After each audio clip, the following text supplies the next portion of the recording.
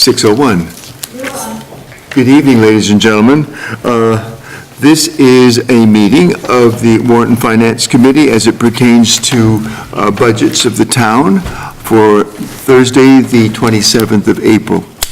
And without any further ado, we have asked for our fire rescue chief to give us some answers to some questions that some of us may have. Chief, before you get started, we have a copy of the bids that you gave to the Board of Selectmen. Yep. Yes, sir. And I was just wondering if you could go over that, if you have a copy of it yourself. I have that in my other folder in my truck. Right here, sir. Okay. I assume that the first line is modular structure warranty, is that correct? That's correct, yep. And it's a lifetime warranty for the first one and limited in life of the vehicle and all that. Yep.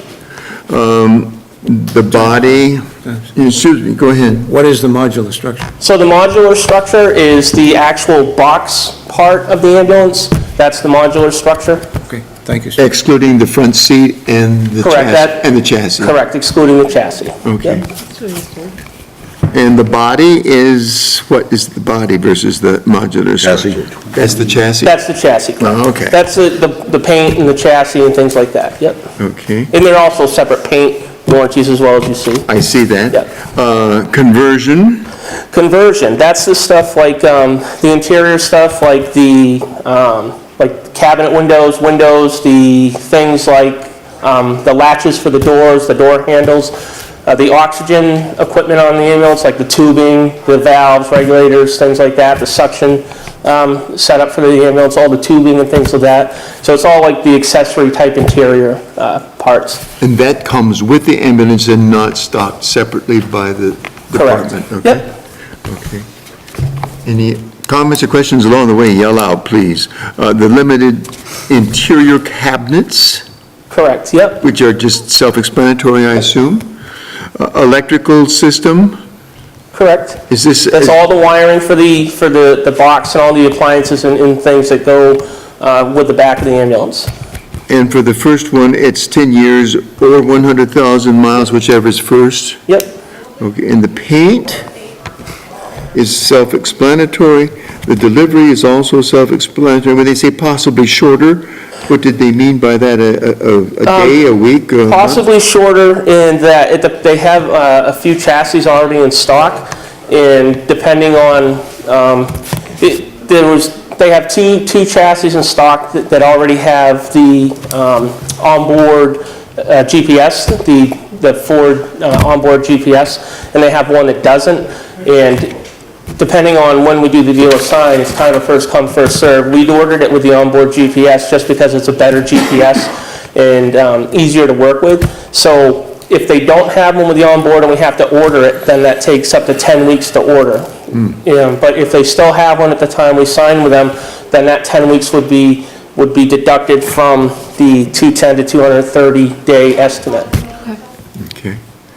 And then the total cost is the total cost of all the above stuff that we've talked about. Yep, the total cost is complete, everything including with the stretcher and the Zoll monitor.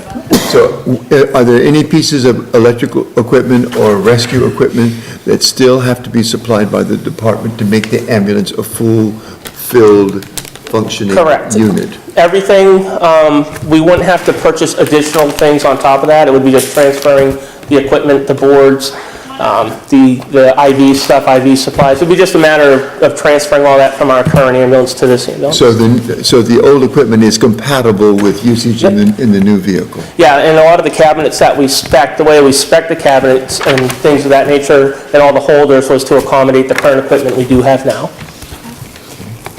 That includes radio sets? What's that? That includes radio sets? Yeah, we'd be just transferring the radios over from one to the other. The other question I had is, you looked at a lot of options, obviously, and you put a lot of time into the specification request. Did anyone ever look to see whether or not there were other ambulances? I had sent a printout I had to Ms. Rue, I think she sent it on to you, of a place in Minneapolis that actually sells used ambulances, and there was one that had like 4,000 miles on it and the town went bankrupt or something. Right. Does that come up a lot? And if so, did anyone look at that as a possible source of ambulance? Well, that's always an option, but again, the problem is even though it only had 4,000 miles, we built it and designed it for the way we operate, the way we like our equipment, and something like that might not have been spec'd in the same manner. And if it was a town that was already, I haven't actually looked at that spec or that ambulance, okay. I mean, it was just- so I hadn't seen that. Okay, it was just that. But most likely, if it was a town that was on the verge of bankruptcy, the ambulance they had that they had to get back probably wasn't spec'd, necessarily with the things that we were looking for in our specs. I mean, the average expectancy of an ambulance is 7 years, is typical. The busier towns like Sanford, you're talking 5 years. Our goal was to get 10. So we did spec it with a lot of the bells and whistles that we knew we would want to make our job easier and more efficient, knowing that we're probably going to keep our ambulance longer than a lot of places do. At least that's certainly our goal too, which was part of one of the things that we considered is what they call is the rebox, so that down the road, if we need to get another ambulance, all these companies are able to do what they call a rebox. They take the box off yours, they put like new cabinetry, new plastic windows, new wiring, new paint, and put it on a new chassis. So you're using your 10-year-old box on a new chassis, and you can save upwards of 40 to 45% on the overall cost of the ambulance. So again, with specking it the way we did was the consideration that this also might be something that we decide down the road to rebox instead of getting a completely new ambulance. And so if we're going to be stuck with it for 10 plus years, we certainly wanted to have it what's going to be the most user-friendly for us and for potential growth or potential equipment growth we may need down the road as well. Any questions? Yeah, I'd ask a couple questions. Go ahead. First of all, the obvious question that comes up in that discussion is, has there been any thought given to reboxing the existing box that we have? The problem with the box we have now, all the equipment in it is absolutely falling apart. And everything in it, from the wiring to the heating and cooling, you would have to get all new stuff of that as well, which with the rebox with these, with the proper maintenance and taken care of, it's not as much of an issue. You don't have to get all new things like that. This one also has a lot of body issues. There's no warranties with them. And so as far as using this on a rebox, I'm not even sure, because this one is on an E350 chassis, which is different than a truck chassis, which is an F550. So I'm not even sure if the specs and the measurements and dimensions of this box would even work to put on a truck chassis, because it was put on a van chassis. You're looking at a 550 chassis now, right? Is that Correct, right? yeah. Is that what I'm thinking? Okay. Yep. Yeah, going to the four-wheel drive, the 550 truck chassis, and even the 550 chassis versus the 450 chassis. With our roads and our winters, the 550 chassis has heavier suspensions, has bigger ball joints, bigger control arms, and things like that for the type of abuse our roads hand out. Okay, I would only suggest here at this point that I think most everybody in the west of the Turnpike is running with 350s, and I may be wrong about that. I haven't done a survey, but I think it would be very helpful for this committee if you could explain or list or show us the options that you're getting and the differences between the two types of systems set up. So at least we have a ballpark thing. As it is, you're coming to us with what appears to be one choice. It's an upgrade. I mean, there are 4 different units here, but they're all within a very narrow range of cost. And there are, I think from my perspective, to answer to the town why we're going for this upgrade, for all this other stuff, okay? I think we need answers for that, okay? And then if you give us a basis to compare, then we have that basis. Well, the E350s don't actually come in a four-wheel drive model as Right, well. I know that. Right, and that was one of the things of going to the truck chassis. And with the truck chassis, honestly, the 350s are, before you put a patient, are borderline on the weight limits. Right, I'm aware of that also. And, so to go to the truck chassis, you get the benefit of that. You're not overloading the ambulance, and that's not an issue. The 450s, again, you could look at a 450, but as I mentioned, the suspension parts being heavier, with the long term that we're looking to try to get out of this ambulance, we need the heavy duty that's going to give us the extended period of time. If you go with less than that, it may cut down the lifespan of the ambulance as well. Well, I understand that. I'm explaining to you what I think this committee to do due diligence as Warrant and Finance Committee and make a recommendation to the town needs that view and overview, if you will, okay? I can understand where you're coming from, and I appreciate where you're coming from. But I think we need a little bit more help on this. And actually, the trend is that the 350s for the New England region are going to the wayside. Everybody's basically converting to the truck chassis models and the four-wheel drive. I'm aware that some of that is taking place, but, Yeah. I'm trying to paint a picture for you. What exactly are you asking? What parts do you want to see different, or what are you looking to compare? Well, I mean, basically, we have here a single choice. We have a box scenario that you have selected, and that's fine. And we have a chassis style that you have selected. Right. What are the, and they're all within a very narrow price range. So, but there are other options out there. All right? And I don't have a problem spending this kind of money if we can justify it. My job is to be able to justify this in a vote to the citizens of the town of Acton, all right?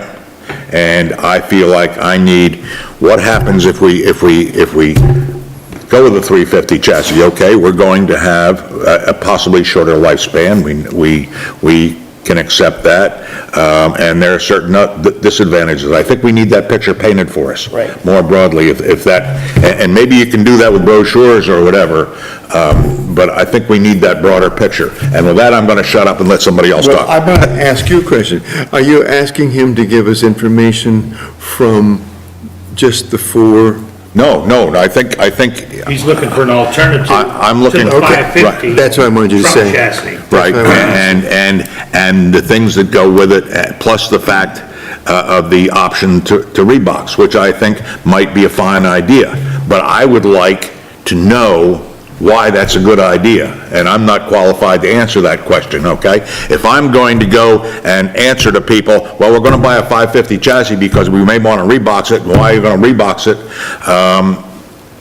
As opposed to something that's $100,000 less, and I know that I'm just Well, putting and numbers out of the sky. unfortunately, even when you go with the differences between the chassis, the 350 to the 450 to the 550, that's not where the big money changes are. For instance, from the 450 chassis to the 550 chassis is only a $980 difference.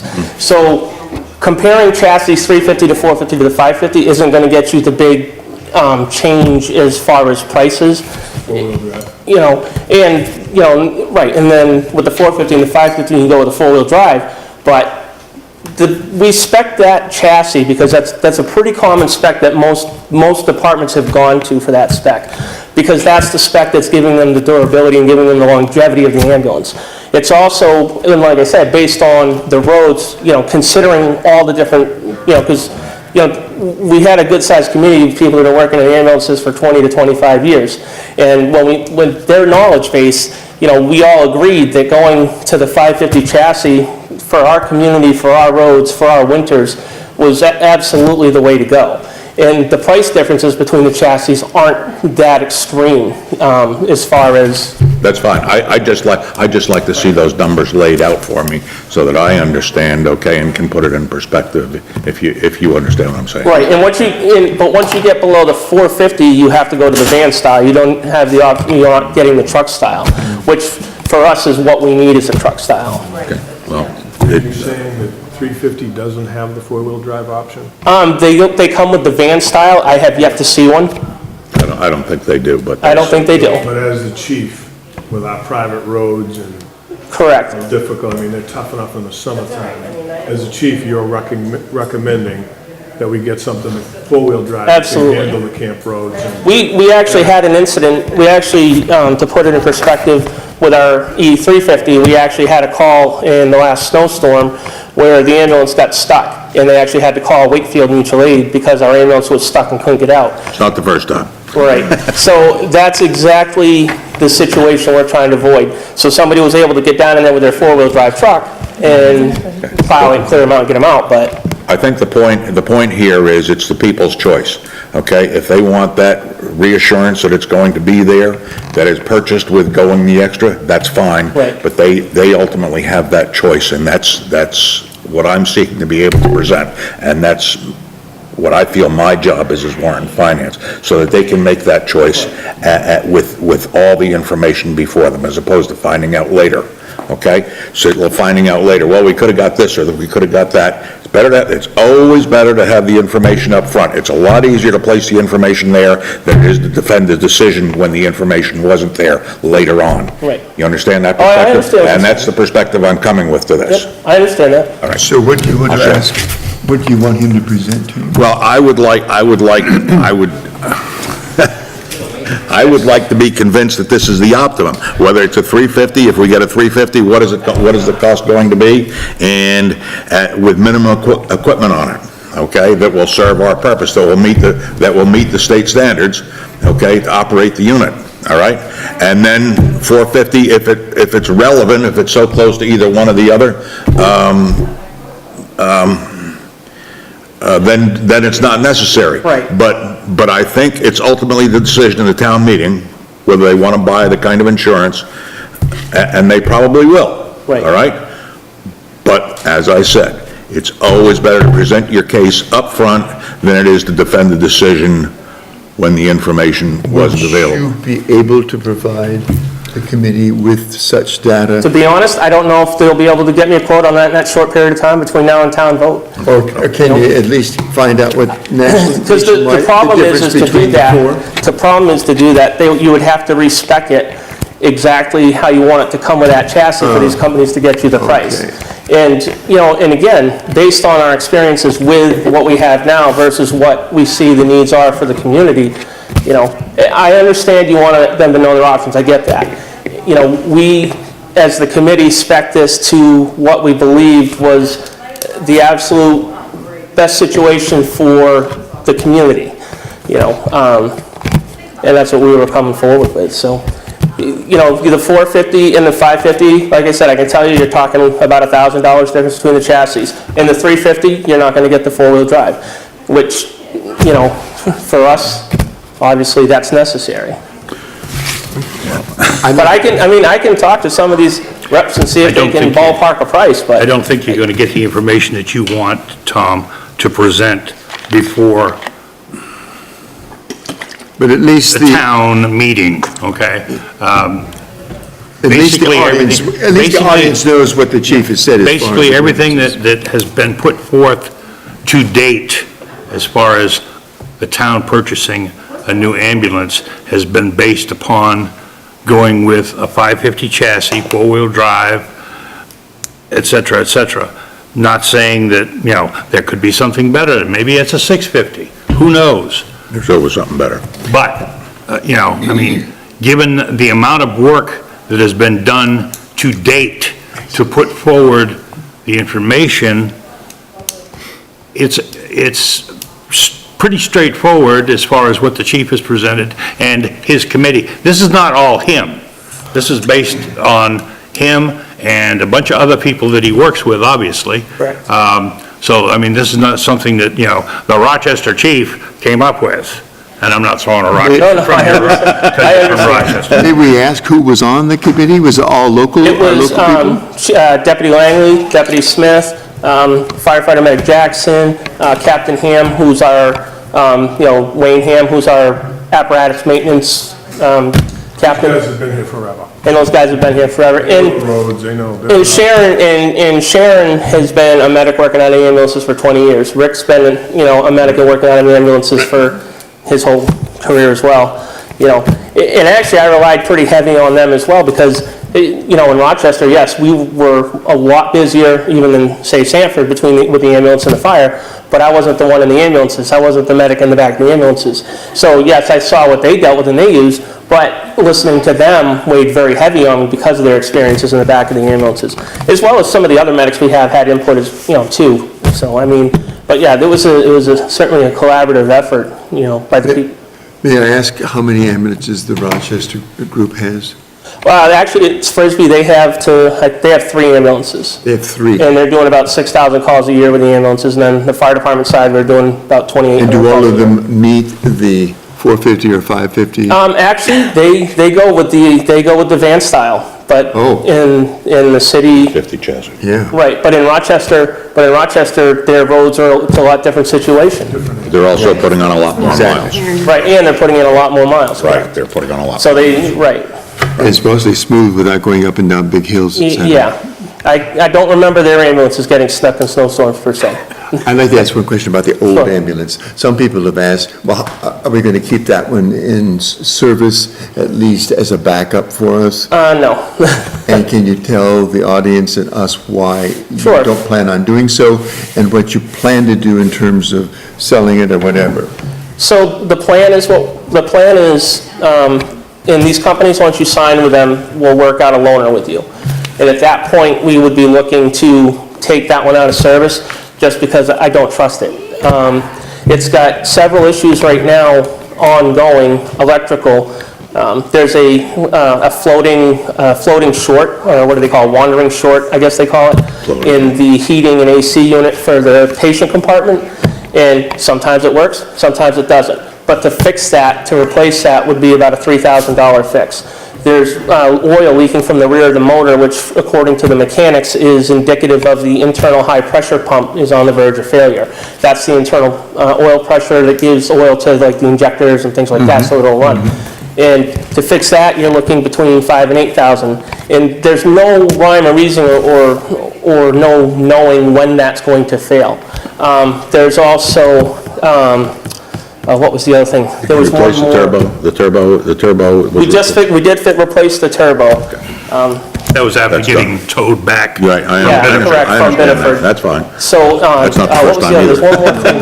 There was one more thing, I can't remember what it was, it's on my list, the station. It's already been in service for how many years? The ambulance is 12 years old. 12, so it's already gone past the 10? It's already gone past its prime, yes. And every call we get with that, I'm stressed until they're at the hospital with it. So, So, and you plan on selling it, or? yeah, what we'll do is we'll do another bid process for it, like we did with our tanker truck. I doubt seriously we'll get a great deal of money for it. I doubt we will as well. But it beats being a money pit. It does beat being a money pit. Jim, question? When I look at these 4 different ambulance, the specs here for the 4 different companies, to me, it looks like the one that, the 277,918, the cheapest of the 4 of them, it looks like it has the best Yes. of everything. The best warranty, the best, It really does, and why is that? so, it's a phenomenal ambulance company. Their service is incredible, the equipment is phenomenal, the workmanship, and the way they stand behind it is second to none. But Rick was here the other night at the select meeting, and this question came up too with the select board, and what it is they hadn't been real huge throughout this area, as other ambulance companies have pretty much locked up the market. But so they've got a real push, and it's working because they're starting to get, their company is exploding throughout this whole region. And, everybody is starting to buy Lifeline ambulances. Wells EMS, Sanford's looking at them and using them. Limerick, they just bought another one. Lebanon's looking at buying one. So what they're doing is they're pricing really aggressively to try to corner the market. But Against companies that have been here forever. right, correct. So, May I change the subject and just ask Sure. you about the extra per diem third person? right. I was unable to get to the selectmen meeting that night, but I was wondering if you might be able to explain Sure. What I was looking... pros and cons of all this and what it Right. means to Yep. have it removed. No, absolutely. What I was hoping to do is to be the third person on duty. There's a lot of things that I should be doing and want to do as the chief, representing the department at the county level especially. York County Chiefs Association, the IMT group, the IMAC group, these are all like incident management groups, because they're doing a lot of regionalization with like incident management, having chiefs go and things like that to help other chiefs when they have a major incident, as they would come here if I had a major incident. Hazmat training, there's a lot of different meetings that I'm missing and unable to go to because I'm the second person on duty during the Monday to Friday. And so to try to get more active, to try to promote us more, especially like, with medics and EMS, which we're working on, we make sure they all have our schedules and things like that to know when we have medic coverage. So for that, and not to mention also the fact that during the daytime is when it's the hardest for us to get people to come out to assist. So having the third person on duty, allows you to be able to roll the ambulance and an engine at the same time, or a three-man engine company to have a safer fire attack on initial attack. So those were the reasons I was looking at trying to have a third person on duty per diem. And of course, we chose per diem instead of full-time to avoid the cost of the benefits and things like that associated. And we certainly have the staffing and the people that want to work for us to cover those shifts without having to, make that a full-time position. Would this be somebody who's already in our fire department? Well, it would be a combination, open- it would be a combination thereof. We're still looking at hiring additional paramedics. And right now, we're working at about 80% of the time with paramedic coverage and 95% of the time with an advanced EMT also. So, but every month that's been increasing as, we hire more medics. And hopefully by July 1st, we're going to be at the paramedic level 24/7. That's the goal we set. So we're looking to recruit more as well to assist. So. And that type of really superior personnel option, how does that compare with the towns around us? We do very well, especially compared to the towns around us. In terms of, you're really pushing hard for the medic Correct. positions. Yeah. How does that compare with our other towns around us as far as percent of their personnel that are actual medics rather than EMTs? Well, most of the towns around us, for instance, Lebanon, they're only staffed during the day until 10 at night, so they don't have overnight coverage, and they only have one paramedic, and, it only works a couple of days a week, so very rarely is Lebanon at the medic level. And that's what town? Lebanon. Lebanon. Shapley, they're still really struggling, even though their budget had gone through and was approved to have around-the-clock coverage.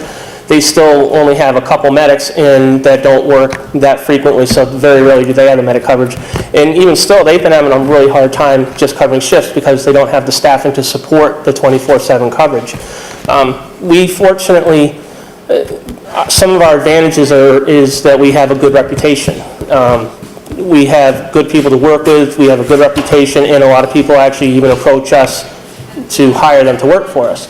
I've actually had to turn away some people with the focus on looking for paramedics. I don't want to fill spots with people that are only EMTs when I only have so much turnout here, I only have so much availability that I would rather, wait till we have medics.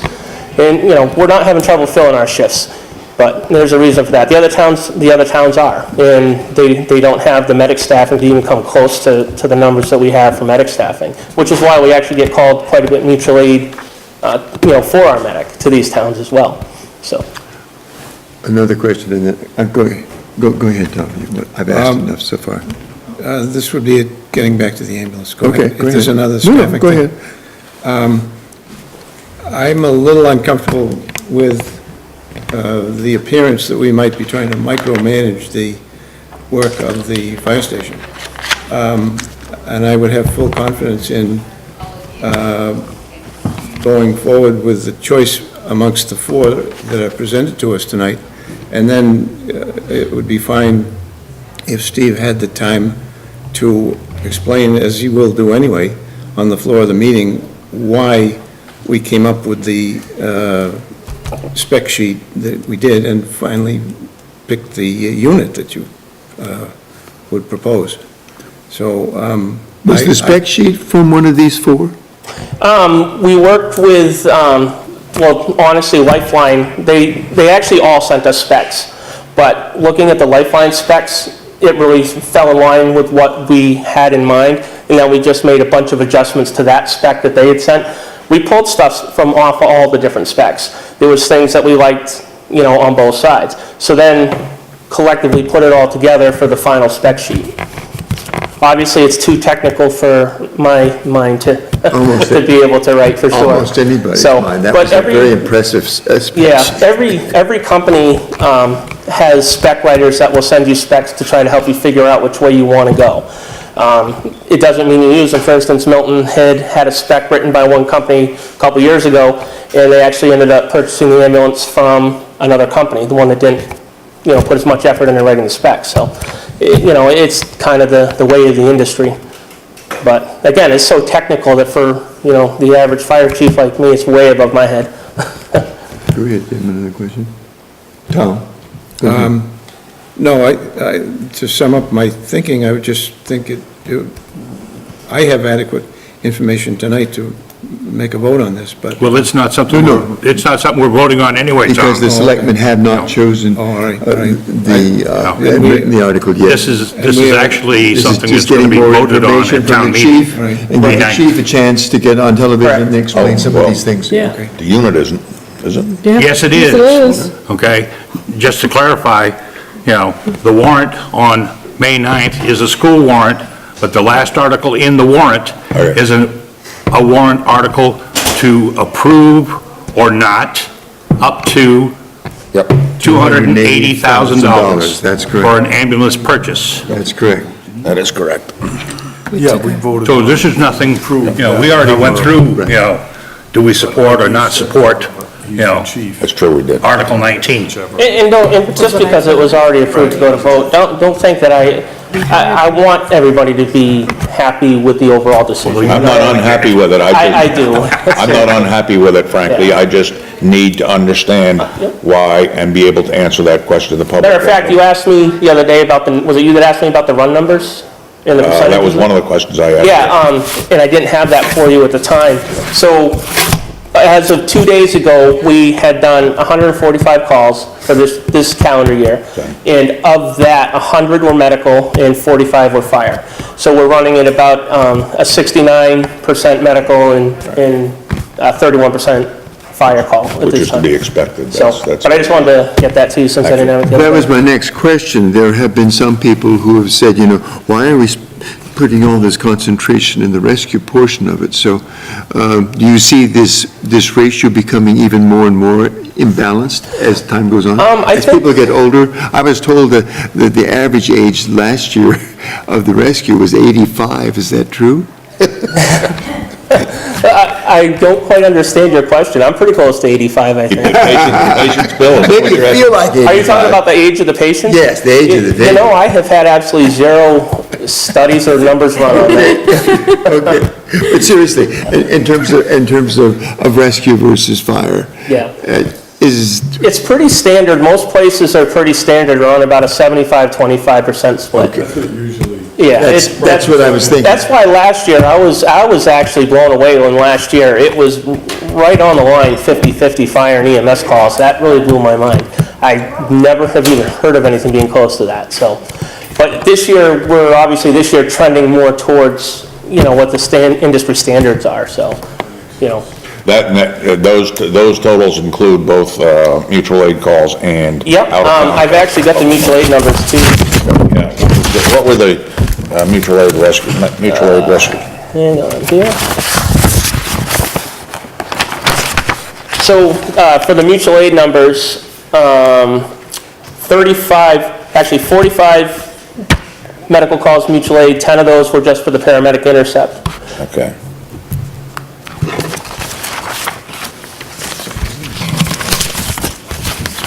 I have one reservation with this notion of being able to sell neighboring towns on our services over the long range, and that is the fact that we're a border community. So while neighboring towns in Maine may be very interested in our services, what are we doing to reach out to New Hampshire? Because obviously, they're a different community, they're a different state, they have a different system. And in that scenario, I can foresee Shapley deciding that Acton did a wonderful thing here, why don't we do the same, and then they becoming the primary deliverer of mutual aid services in the area, or the same could happen, in any non-border community. Well, first off, as far as the mutual aid goes, again, Shapley struggles with getting staffing, and people know that. Right, but I mean, in the long term, they But could we actually go to Milton and Wakefield frequently as well. It's actually worked out really well. For one, coming from Rochester, the chief of Milton, him and I were on shift together for years, including when I took this job. C3 in Wakefield was also on my shift in Rochester. And the relationships hadn't been that great prior with the neighboring communities in New Hampshire, but we've been working extensively. I meet with their chiefs, well, not so much the Wakefield chief, but with his officers and below. And we actually provide them as well with our medic coverage in our schedule so they know when we're at the medic, and they actually have them on the walls right by their ambulance, so when they go out, they call. Wakefield has actually started calling us quite a bit more. So the relationship with those towns have actually built quite nicely, and we've been getting a lot of real positive feedback from their towns and from the members of their departments about, our availability in helping them. So I think that's going to continue, especially the more that we get the medic coverage. I think it's going to continue all around. Down the road, I think we might want to entertain proposing something for an intercept fee similar to like what Sanford does. And, I think that, I don't think that we should be as high as what Sanford is, just because for one, I don't want to price ourselves out of getting called. And two, but I do want to recover something, because when we send the paramedic, then it puts us out of service, and if we're not transporting to get that revenue, well, we should retain something for our time and our equipment. And, and so I think that'll be something we want to visit down the road. But I think right now the relationship building is working, and I don't really want to mess with that too much either. Okay, but we're not charging an intercept fee at this point? Not yet, no. Do most of those patients on the New Hampshire side go down to Frisbee, or do they Yeah, go as a lot far of as them go to Dover or Frisbee. Portsmouth? Frisbee and Huggins. Some go to Dover too, as well. But they also are calling us more frequently when they're tied up in other calls. For instance, during the storm, they had multiple calls in Wakefield, and they called us for our ambulance, so we actually got the transport out of it as well. So, the relationships are definitely really improving on that side. So. Please, go ahead. All right, so you kind of touched on it, what I was going to ask, but I just want to clarify. So when we provide mutual aid to another town or something, we don't get anything for that? It depends on how it is. If we're called because they're tied up and we do the transport with our ambulance, then we bill and get paid just as we do if it's a call in our own town. Okay. If it's for a paramedic intercept, then our paramedic gets on with them and goes with their ambulance to the hospital. Okay. And usually at that point, what we'll do is our ambulance will come back and get in service with, hopefully somebody will have come in off duty to cover with them, so that if we get a call, we can transport, and then they'll return our paramedic to us. Okay, So. all right, thank you. Good question. Good question. Sarah, that's been an evolving process over the years. We haven't had a whole lot of paramedics available to us, but this has been in the process of evolving, haven't I we? think this is fantastic that you're improving this to the point where we're going to really be a leader Well, in this end of the county. Even like this year alone, when I was looking at the numbers today, for this year, we've already spent over $2,200 in the intercept fees that we've received from Sanford on the few times we didn't have medics available. So getting to that 24-hour medic coverage not only is going to get us called more, but it's also going to, eliminate the need to call them and, reduce costs there, so. Any other questions? I have other questions on the fire department budget, but, You can ask them as general questions. That's all right. I will wait until we exhaust the Okay. issue of I this wanted to meeting. ask you real quickly about the SCBA and turnout gear Yep. question, and tell us what the real bona fide options are. And I know, I was not at the meeting, but I am aware of what was said and what their thinking is, but I would like to hear it from you if you don't mind. Nope, no problem. Just So. give us a quick summary. So we're kind of, and I explained it before in the other meeting too, is we're kind of in a tight spot. We didn't know where we stood as far as, I didn't have anything to show until we just did a complete assessment over the last couple months of where our equipment sits. NFPA is the standard, the National Fire Protection Association. They're the one that set the standards on turnout gear use, retirement, repair, cleaning, all of it. Same with the SCBA. That and NIOSH. But, so, turnout gear for NFPA, the structural gear, once it reaches 10 years old, you're not supposed to use it interior structural firefighting anymore. That's the lifespan for the turnout gear. So to stay on the turnout gear side for now, I'll get to the SCBA in a minute. The turnout gear that we have, it turns out that this June, we're looking at 15 sets of gear that are going out of date, past the 10-year mark. So that puts us in a situation. 15 out of how many that you have on there? Well, we have roughly 35 sets of gear. Okay. So, but there's a lot of members that are only in support roles that the gear they have is out of date, but I'm not concerned with them because they're not interior structural firefighters at this point. So The 15 that are going out of date are the ones that are our most active members, some of the per diem, as well as, the interior certified firefighters. So those are the ones that obviously I'm concerned about. So to replace those, I asked for 20 sets of gear to replace the 15 going out of date for a reason, because we've got about 5 sets of gear that still have 4 or 5 years use left in them before they're out of date. So if I get the 20 sets and I put 20 new sets on people, we have those 4 or 5 sets left that we can still use and give out. We're trying to hire additional paramedic per diem firefighter medics. If I don't have gear to give them, then they're not much good to me.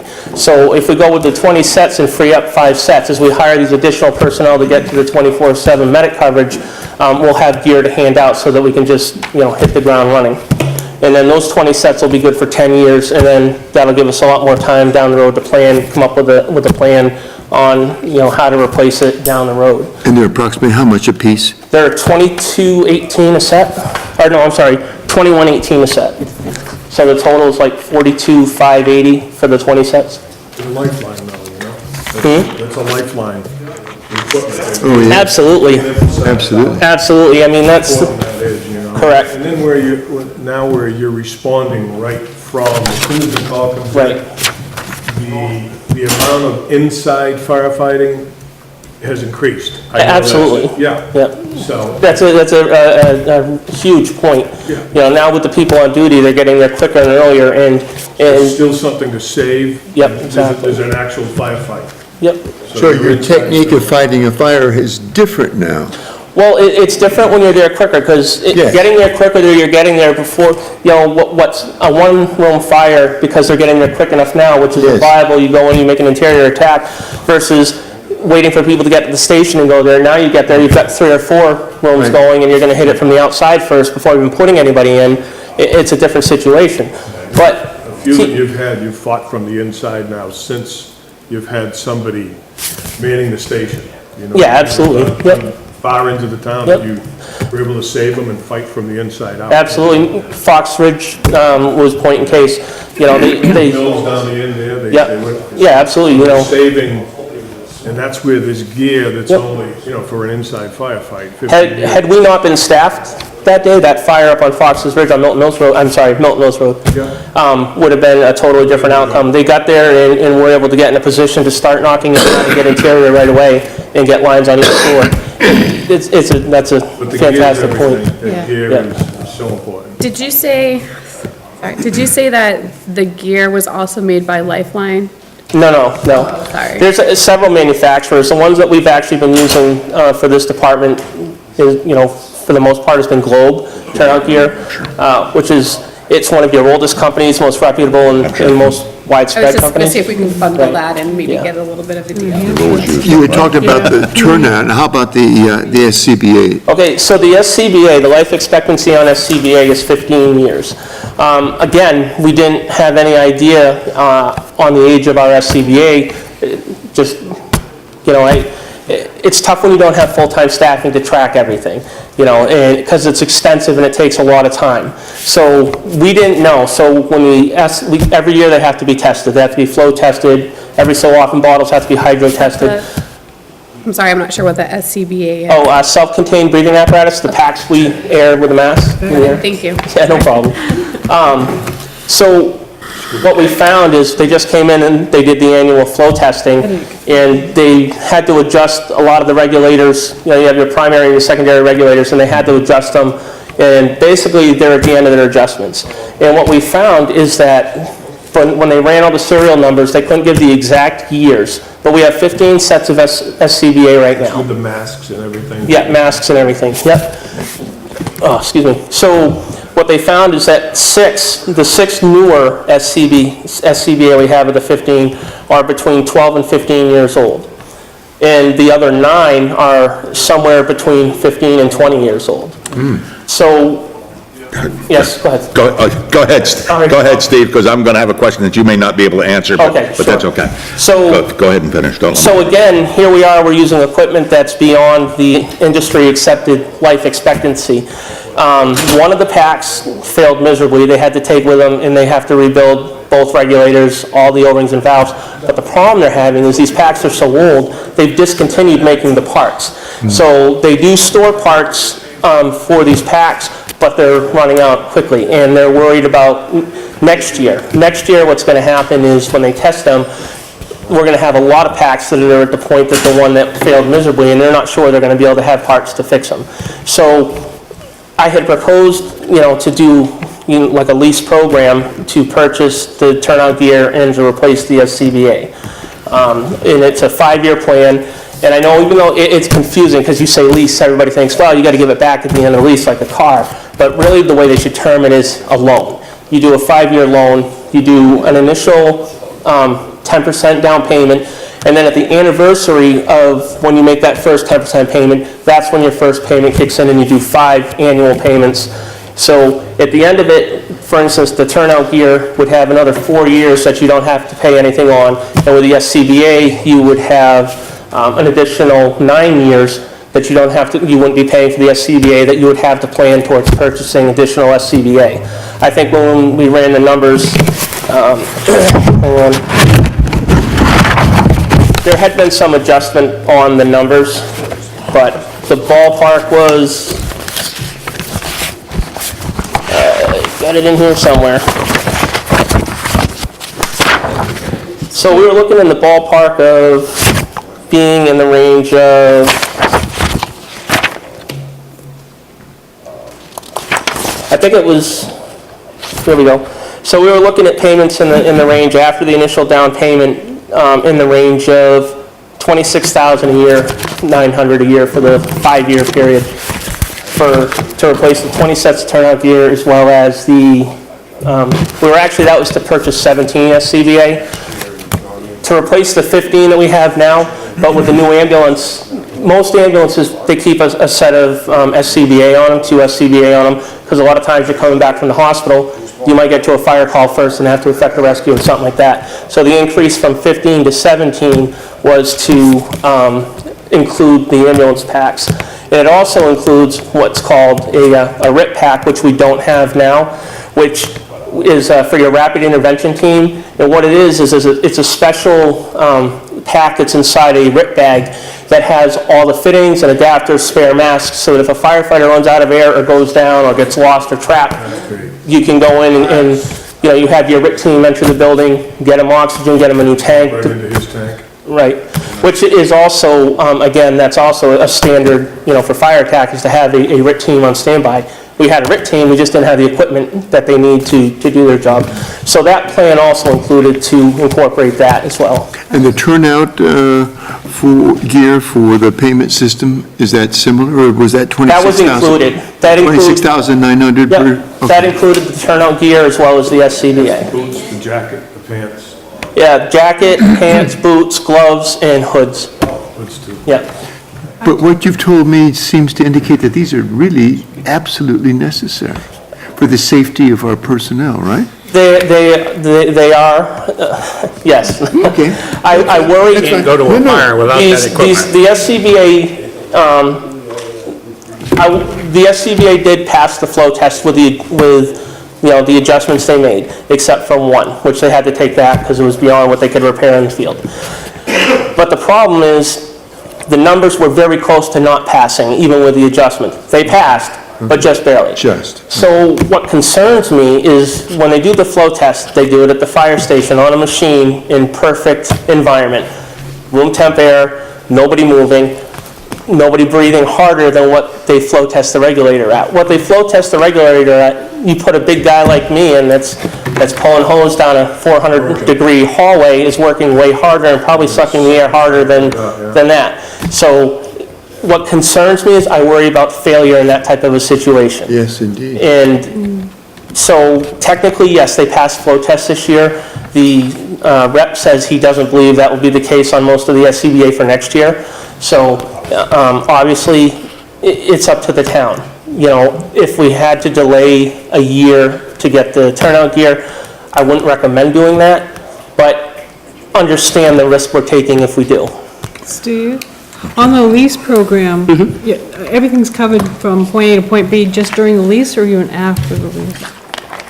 What do you mean as far as As coverage? far as if the tanks go down, or they need to be repaired, or... So, that's a good question. For the turnout gear, there's a 5-year warranty from the manufacturer on, not based on, like, say you mess it up because you rip it on a nail, but because of workmanship on the gear. If there's a failure of the gear itself because of something from manufacturing, it's covered.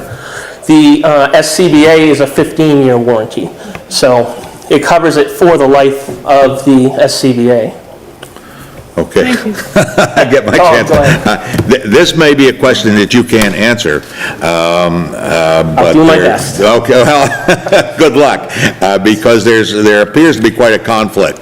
The 2012 town meeting appropriated $10,800 for scuba, which I guess is 2 sets, if I recall correctly. The 2013 also appropriated $10,000 for 2 sets of scuba. The 2014 appropriated $10,800 for 2 sets of SCBA. The 2015 meeting appropriated $10,800 for fire department equipment expense reserve account. All that's happened here is there's been a change in the name of the accounts, but that Right. points to scuba to me. And the 2016 town meeting also appropriated, that's 10 sets of SCBA there that have all been purchased with since 2012 presumably. I'd like to tell you I knew where that money went, but it didn't purchase SCBA. All right. I think- A lot of it might have gone, it's hard for me. You don't have to answer that Yeah. question, you're not responsible for answering that question. I don't want you to answer the Right. question, okay? And you're better off not answering the question or even guessing. But you weren't I wasn't here, so I can't Right, answer. right. Well, Correct. even that, it's better, we don't want Alls I know guesses is on the the table. report, alls I can tell you is the report that I had been given from the testing company. All right, can you get that for us, What's that? the report, a copy of that report? I certainly can, I have it actually right here. You don't have to give it to me give it to her right now. Deliver it. Just give it to Ms. Rue. Yeah, I'll talk to Jen about Give it to me that, and we'll sure. pass it Yep. around to everybody, okay? Okay, another question having to do with gear and the status of gear. What was the last time Maine Occupational Safety and Health did an inspection on you folks over there? Because they inspect the scuba too, and the... Actually, I'm not aware that they actually test that stuff or check that stuff, Maine Occupational. They check your records, that's all. They check your records to make sure they're getting tested annually, that they're getting inspected regularly. That's what they check. They don't actually do the physical inspection on the equipment or the gear. Only certified technicians can do that. I agree with you, Yeah. but have you had, has that audit been done? Do you have a record of that audit? I don't know. I don't know of one that last that happened. Again, if it has, it was prior to me, so.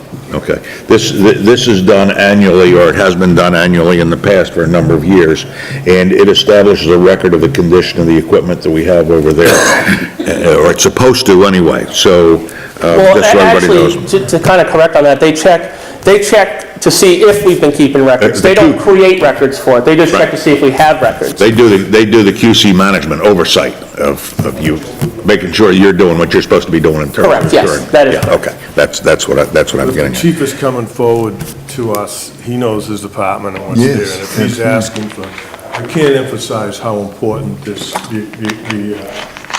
turnout gear and the SCBA's are. If he says we need them, I mean, I totally saying that agree. for the safety I mean, of for the safety of men and all of the women that people, work on it. exactly. You know, and honestly, I know, unfortunately, me coming into the position this year just happened to be at the time when a lot of things were coming due and needing replacing.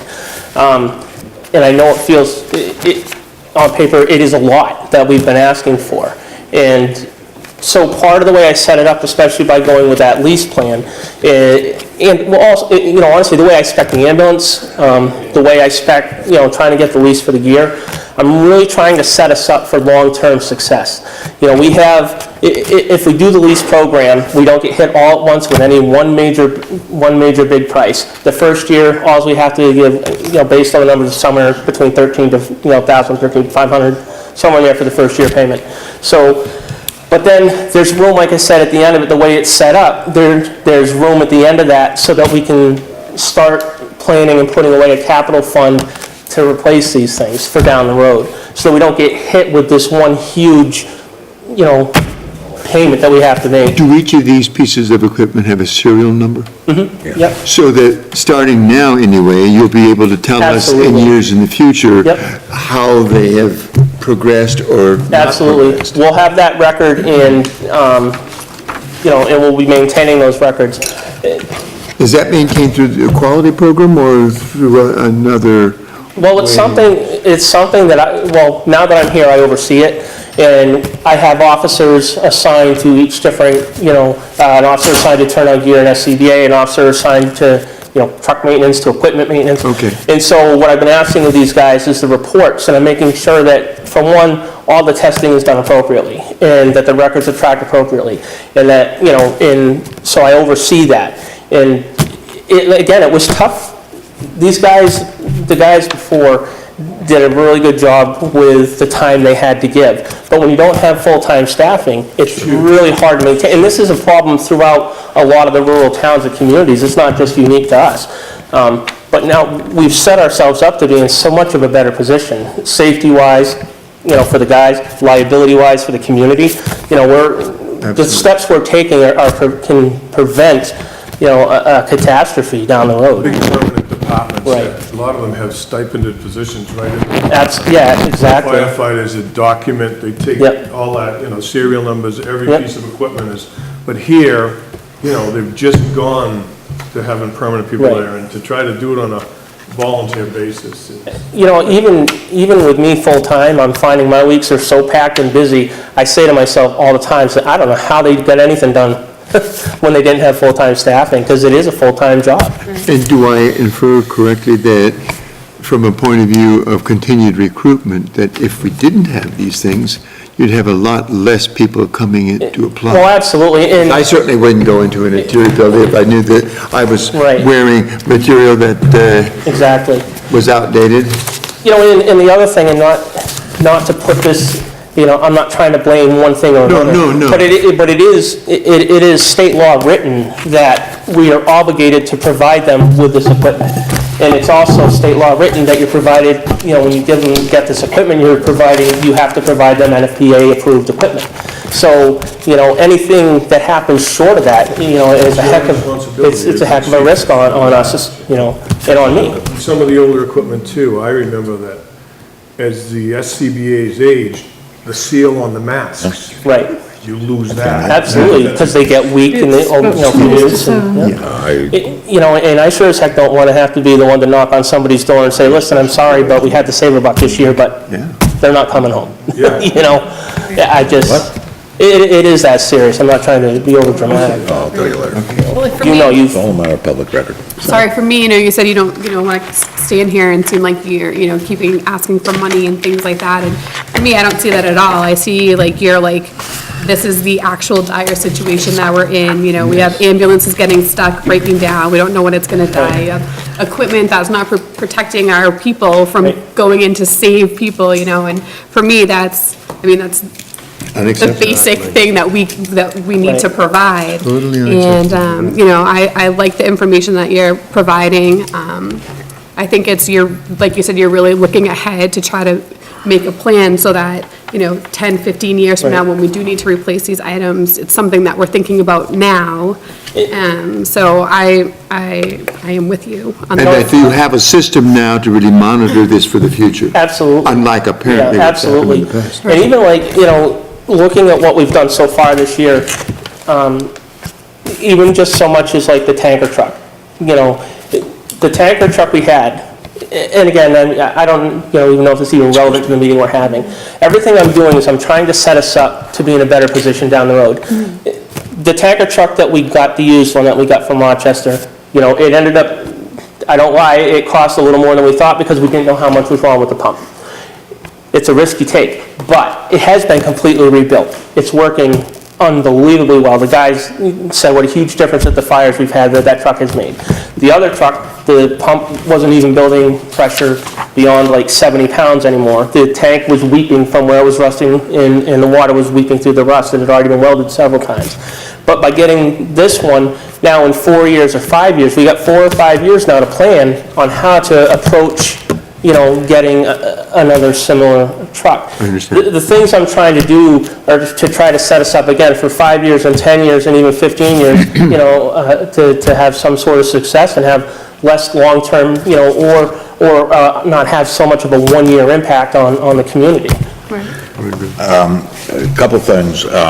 With respect, that was one of the things I was going to go to, but I was going to go through it with the treasurer. How much did that tanker actually cost us to get in service? I think we had initially approved a total of about 15,000, and I think we ended up, between everything and all the repairs and the purchase, I think we ended up putting a total of about 22,000 into it overall. But then, of course, we just recovered 5,500 from the sale of the other tanker, so that kind of gets us back down to, Okay. 17, 18 total, but, Thanks, that's good. And the other thing that I would like to point out to the committee here is that we don't actually have to raise all of what we're looking at here. We have in a reserve account specifically for the fire department capital improvement, and presumably that got inserted in there or added to truck fund, but it doesn't have to be truck fund, $93,000 right now. That is in, quote, savings, unquote. well, I believe that, and I believe that truck fund, I think that would have to take a town vote as well to take monies out of that. Well, that's not your issue, okay? I'm just pointing that out to the committee here when they're considering everything, that this isn't just totally all going to be, doesn't all have to be raised, but Any other questions? there are other issues related to that, Okay, too. thank you so much for your hour. You're very welcome. Been very, very forthright. I learned a lot, and I appreciate all the work you're doing, and I should again compliment your group. I thank used you. your services this past week with one of my house guests, and they were really well done. Well, it's a heck of a good group down there, so, Get the bill. very good. And again, don't be afraid to, and, my office is always open if anybody has a question, so. Thanks again. Anytime. Have a great weekend. Thank you, All sir. right, take care. Okay, thank you. So everyone, this is not a voting item, so everyone's asked the questions that they wanted to, so that we'll have, hopefully taking this, little notes, so that we'll be well informed when it does come time that we have to vote. These guys just to sit right up here in front of me? So we have the road commissioners. Good evening, gentlemen. Why don't you guys move your chairs up here and let you... Can you fix the Good point, Jim. They're scared of us. Come closer, we don't bite. We're a little hard desired. Just sort of angled a little bit so that you can see you on In front of the camera. although- bullseye, David. Don't worry, David. I'm blind. I couldn't hit a bull if I had. Thank you, Scott, you just dropped something. Scott, I think I will David's will do it on talk to you. good for you? Thank you. Thank you, sir. Thank you, sir.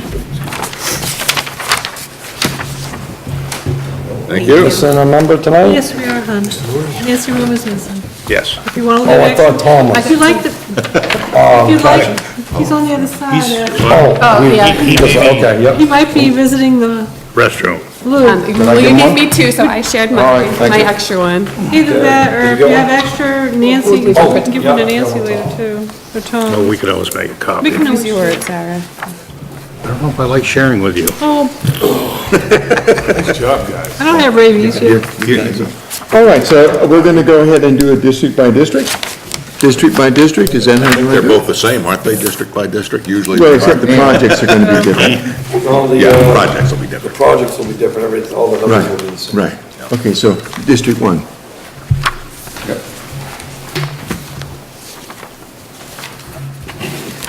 I got too many damn papers. Not my fault. Shut up.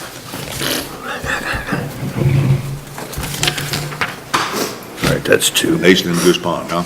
Or Nason and Goose Pond are what you're looking at for a special No, project? in Oh, no, I between. see. In The between. Garmin too, okay, yeah.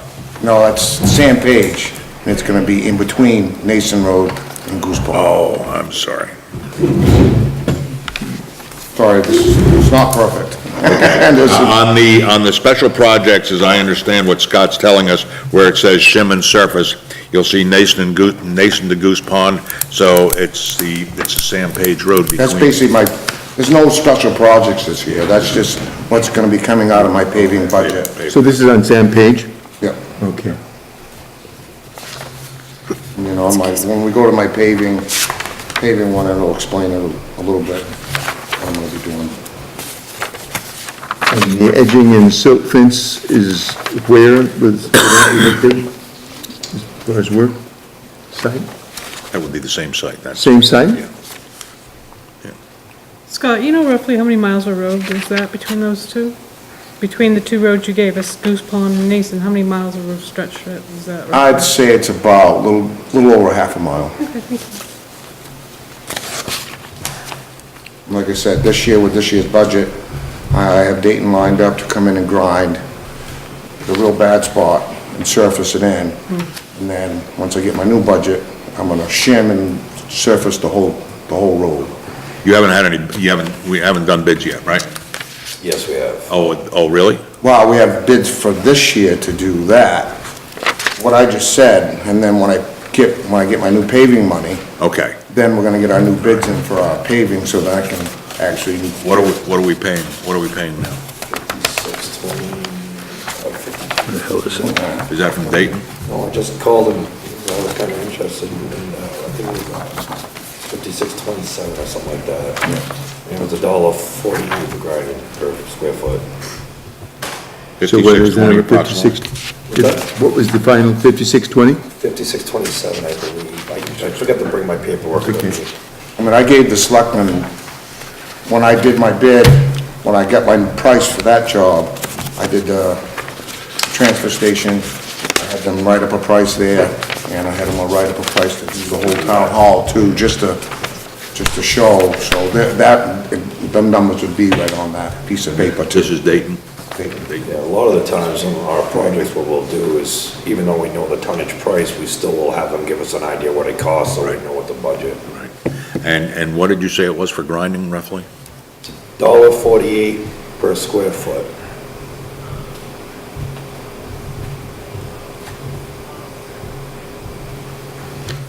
Okay. Which is relatively cheap, because I called him, and he thought it was more than that, then I had the secretary get back.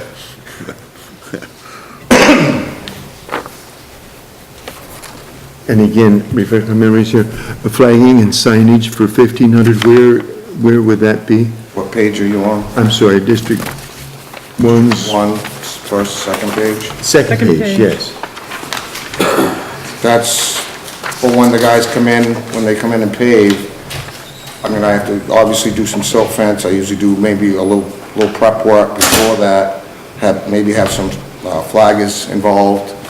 And then after that, I have to, of course, edge the road and, back So up. that's also on Garvin? Yes. Okay. So all of these things below the word Garvin Road pertain to Garvin Road? No, it pertains to the whole thing. Pertains to all these projects. All of the projects, okay, all two of them, right? Both the Nason to Goose Pond Sand Page and then the Garvin Road, Right. okay.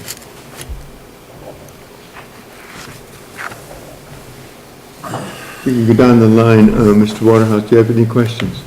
Well, I had a bunch of questions, but they came in armed with shotguns, so that, quite honestly, I'm going to have to revisit the information, given to us tonight.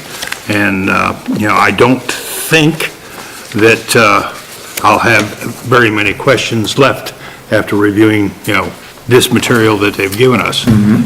Based on the budget requests that we got in our little handy-dandy book, between the two of you, you basically went down and increased each budget by 10%. Boom, boom, boom, boom, boom. We originally increased our budget 20%. Yeah, they did 20. Because we have. Well, all I'm saying is, what was presented to us in the budget books Was the finalized is a 10% that they're 10% suggesting. Their increase, suggestion, yeah. I don't care who suggested it, who did it, whatever, it's pretty straightforward. My questions were gonna be, hey, there's no information here, what's, we got a 10% increase on, D1. The first section of D1 was, winter labor, there's nothing in there. There's a $7,000 increase going to what, What are you understand what I'm saying too? Roland, what are you talking about? What are you referring to? The budget. In the budget book that you received, Okay, but Okay. this here, these guys Nope. haven't had a chance to, this is what they're doing tonight, is bringing their information to us. So it's not really this there. had to come from somebody. Yeah. And that's the information, does this help you That's why I'm saying, based on what we were given in this Yeah. budget book, which is what we have to work on, Yeah, but you, Okay. I could answer your question. and now, they've given us this information, which is going to help, Yep. without a doubt. The line items that you're looking at when it says labor, You got labor, you got, by looking at those numbers there, there are no numbers. well, let me see where you, okay. Here, See these right here, 105. This is These- last These year. are what I'm talking about Yeah. right here, okay? The labor, social security tax, all this stuff here, the road equipment rental, okay? These are all numbers that we, over the last years that we've been doing this, those are numbers we put in for bookkeeping. So that when we're doing it, like say, we're doing a project, okay? What we'll do is, we kind of figure it in, okay, roughly. As we do these projects will change. And then next thing you know, you may have a little bit more labor, or you might have a little bit more machine time, so those numbers will change in the line item. fluctuate, yeah, that's As fine. long as the bottom number, that's all we care about is the bottom number. You guys looking at the As far as- finance part As of far it, as what we're looking at, Yeah. all we care about is, hey, we got an increase here, what, Exactly. where is it going? That's, So what we've not done is- saying that it's going in anybody's pocket Yeah. or Well, it anything does. like that. Well, legitimate, so, you know. no, but I understand what you're looking at. But if you're I'm looking, just if you were explaining. looking at this, okay, if this was handed to you, Yep. you'd go, well, you got a $7,000 increase, what the hell are you spending it on? Yeah, see. Because there's no breakdown, Yeah. okay? Given this information that you guys brought in, See, now we if you can break look it at- down. I know, I don't want to cut in on Scott, I'm sorry about that, but I went on, like on mine, I didn't break it down labor. What I did is I broke mine down differently. I broke mine down in, general ditching and culvert repair. I included my labor into each one of those units. Okay, Okay? okay. That way, it's easier for me to look, okay, if I'm gonna go do a project, say I'm gonna go over on County Road, which we'll be doing here shortly. I gotta ditch out about 1,000 feet down through there. Okay, I got $17,000 to work with, okay? That'll dictate how much machinery we bring in and how much labor is gonna be involved, So, for me, as a contractor, I look at the large number, and that's where I work from.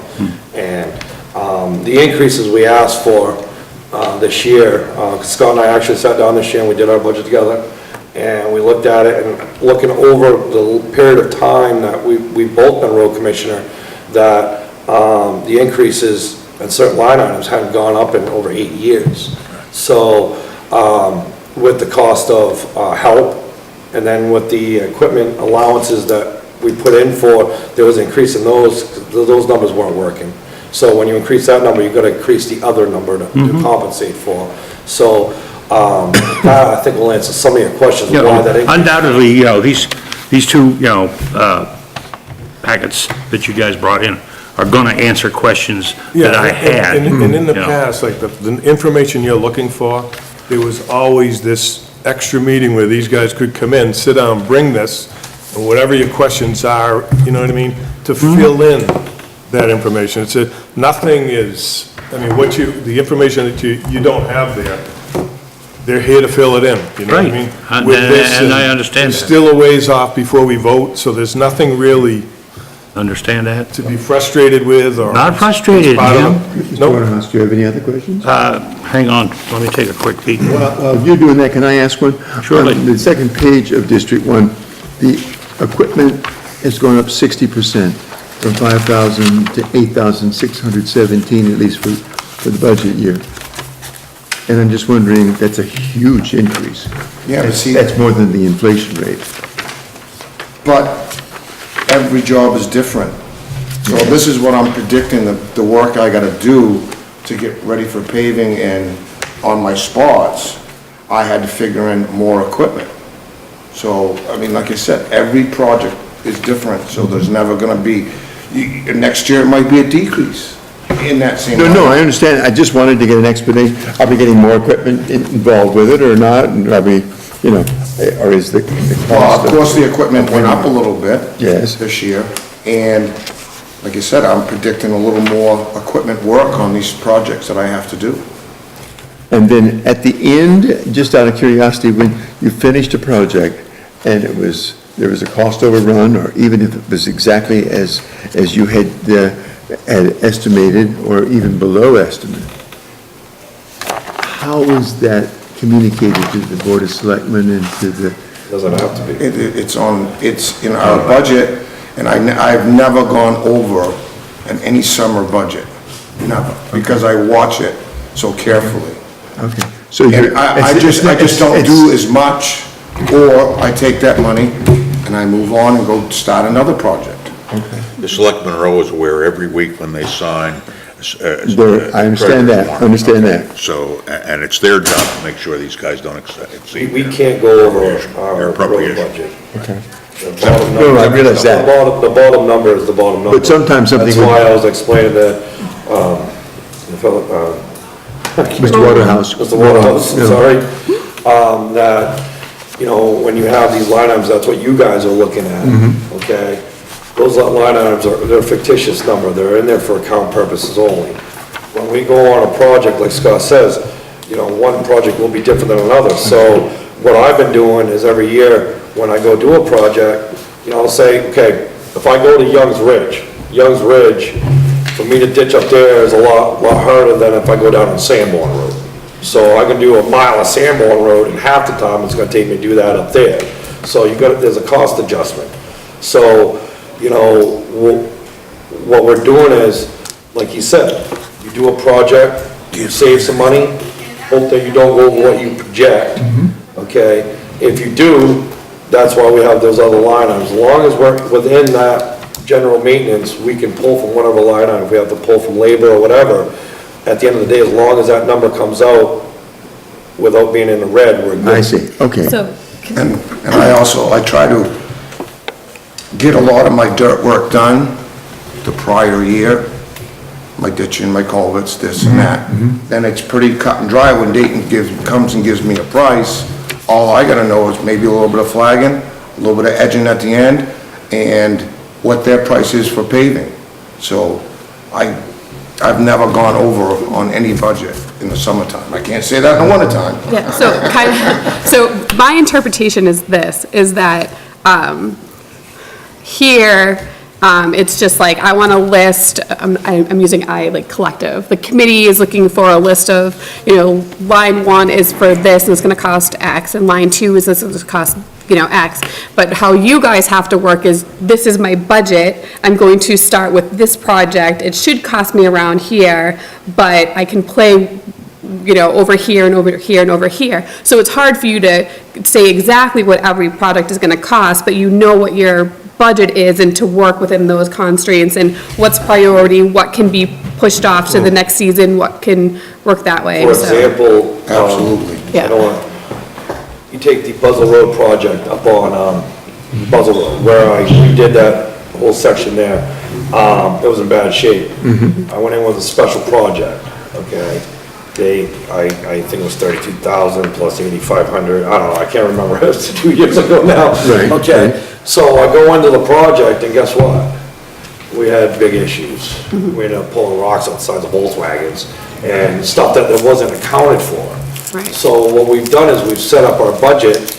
If you look at the paving, what it says paving and reconstruction, that allows us that if we get into a project where, because you gotta remember, the general maintenance budget, okay, we gotta do our sweeping, our spring cleanups, my road grading, you got all this other stuff that, you know, and you got a thunder shower come through, you can have 3 or 4 roads wash out, next thing you know, you're spending money that you weren't expecting to do. So, you know, if you figure, okay, I'm gonna have $6,000 in shoulder work, well, now I just turned to 10.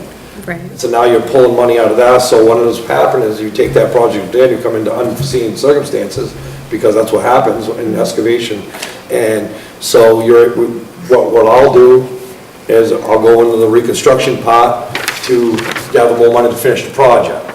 It's a juggling game, Right. especially with the amount of money that we're really lacking for what we're doing. We're trying to keep up, but we're not. So you're trying to use every dime you can. That's why what I did is I asked not to do a special project, because a special project, what happened with the San Pedro project here years ago was I went in with a price on that job, and I came under budget $11,000.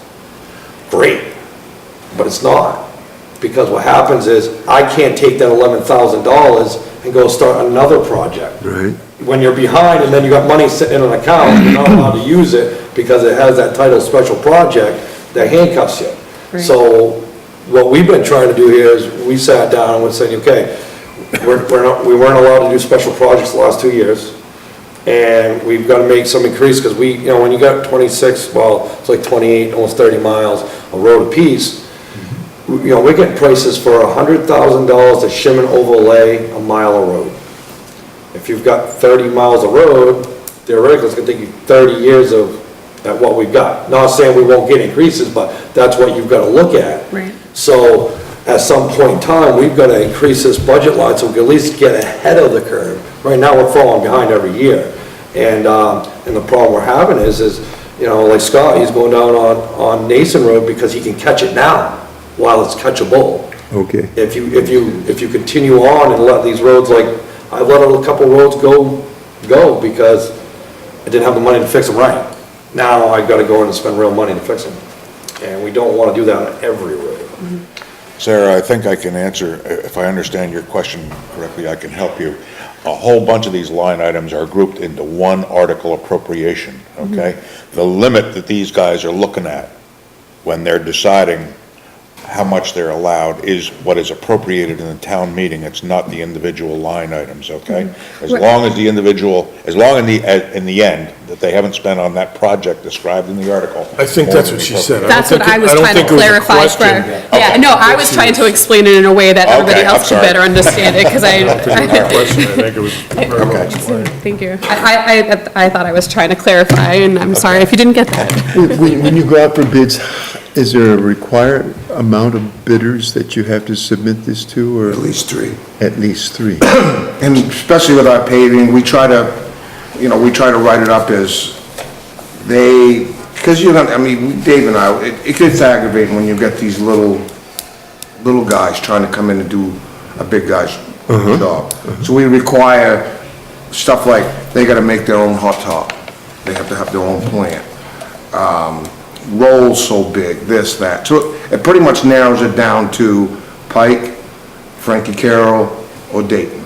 They're the closest, they're the ones that pave pretty much everything around here. We've had some bad experiences with some guys that weren't quite as large as the ones we've been getting prices from. And the problem is with what we found in the past is sometimes you don't get what you pay for. Yes. And, so, like Scott says, if you got your own hot top plan, and next thing you know, say Hopper Road starts falling apart a year later, the hot top's just peeling off it. Well, those guys can absorb that cost, they're making their own hot top. You get the little guy, that's gonna turn into a court battle. Yes, And, yes, we've got, and there's other guys, but typically those guys can't compete with those big, the big guys like the Daytons, the Pikes.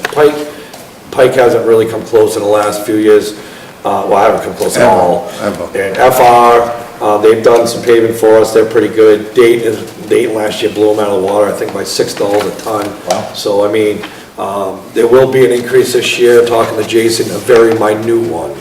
So, but compared to what we were paying for our top, Right. we're in the 50s now. Where we We're were. 70s. Yeah, we were in the 70s, so, we did Oil was get, right up there. yeah, but we had places out of Wolfboro, places we never even heard of before bidding on this stuff, and it's hard when you only have so much money, and you wanna do a bang-up job of what you got, you really wanna know, who's doing your work. Can I ask how long you've both been doing this? This is my 13th year. I'm going into my 9th year, and I worked for my father as a road commissioner for 6 years. Yeah, so you guys. Kids kind of really know what doing to do. excavating. And his grandfather also was a road commissioner before his father And was. his breaker. Mr. Rich, when you say install erosion control, is that for the project above it? Okay, are we doing mine now? Well, no, I was just wondering, I was just looking at it, I'm sorry, I'm skipping back Erosion and forth. control, install erosion control, yeah, For which road is that? right where it says reconstruction of Hopper Road, So phase 1. Okay. So what I did is I broke mine down into 2 phases, because I'd like to go start at one end and go to the other, but I don't have the money for that, and I got 2 sections that are really, really bad. So, So you plan on phase 2 for the following year, perhaps, is that right? well, no, what I'm doing is, what I did this year is, I actually held back from some of the stuff that I would normally be doing, and I bankrolled for this project. I usually leave every year, about $25,000 to $30,000 for the spring, typically to do my spring cleanup and my road grading, and then what we'll do is we'll go do some light ditching, this and that, and then start on one of those projects with the money. This year, I left around $45,000. That was back, say February or so, before we started using it. And one of my intentions was using about $25,000 of that to start the Hopper Road project, start installing culverts and stuff. Is there any way that we can have something that we can look back on in years past as far as numbering these projects, 001, 002, and then so we can see last year and the year before that, what happened to 001 and 002, and is it coming up We again? write pretty much every year when the annual report comes out. Dave and I both write down, especially our major projects, what we Yes. did that year. Yes.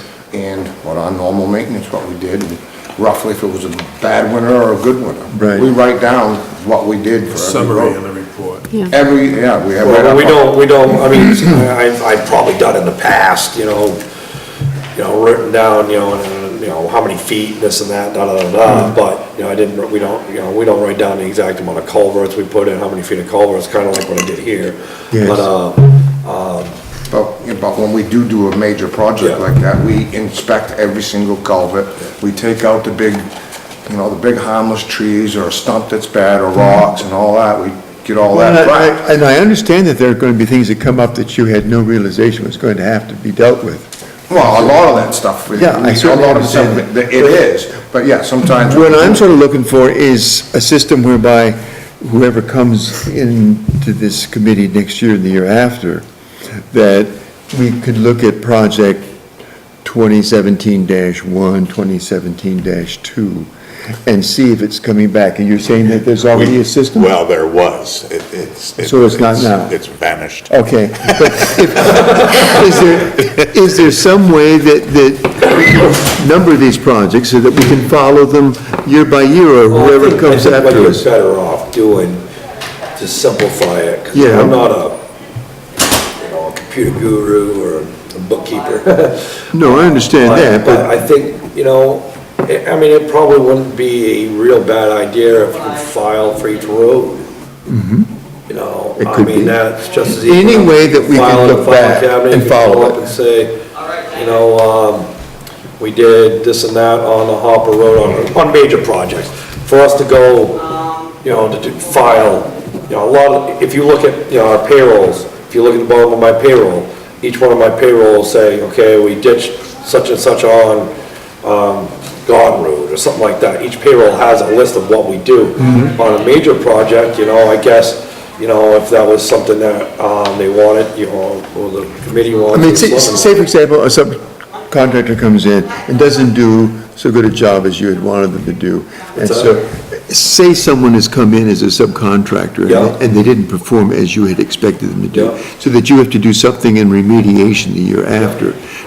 It would be nice to know that this 2017-3 or 4 or 5 is coming back again.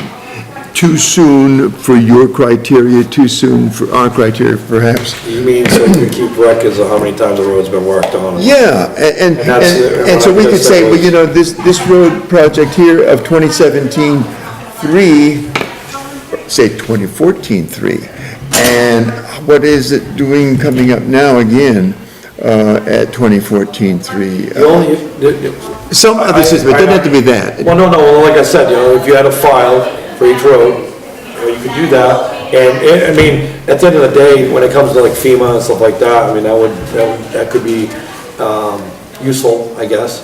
But, I mean, obviously that can be done, and we've never been asked to do that. You mentioned. Other than, you know, RMMS, whatever. Well, the thing We that, don't wanna go there. well, the thing that's confusing about this is, the file is in his head, his father's head, his grandfather's head, his understand that. great-grandfather's head. Grandfather can't repeat it, so. Okay, right, but. But what you're alluding to is an inventory, right? What you're asking is, you like an inventory. Yeah.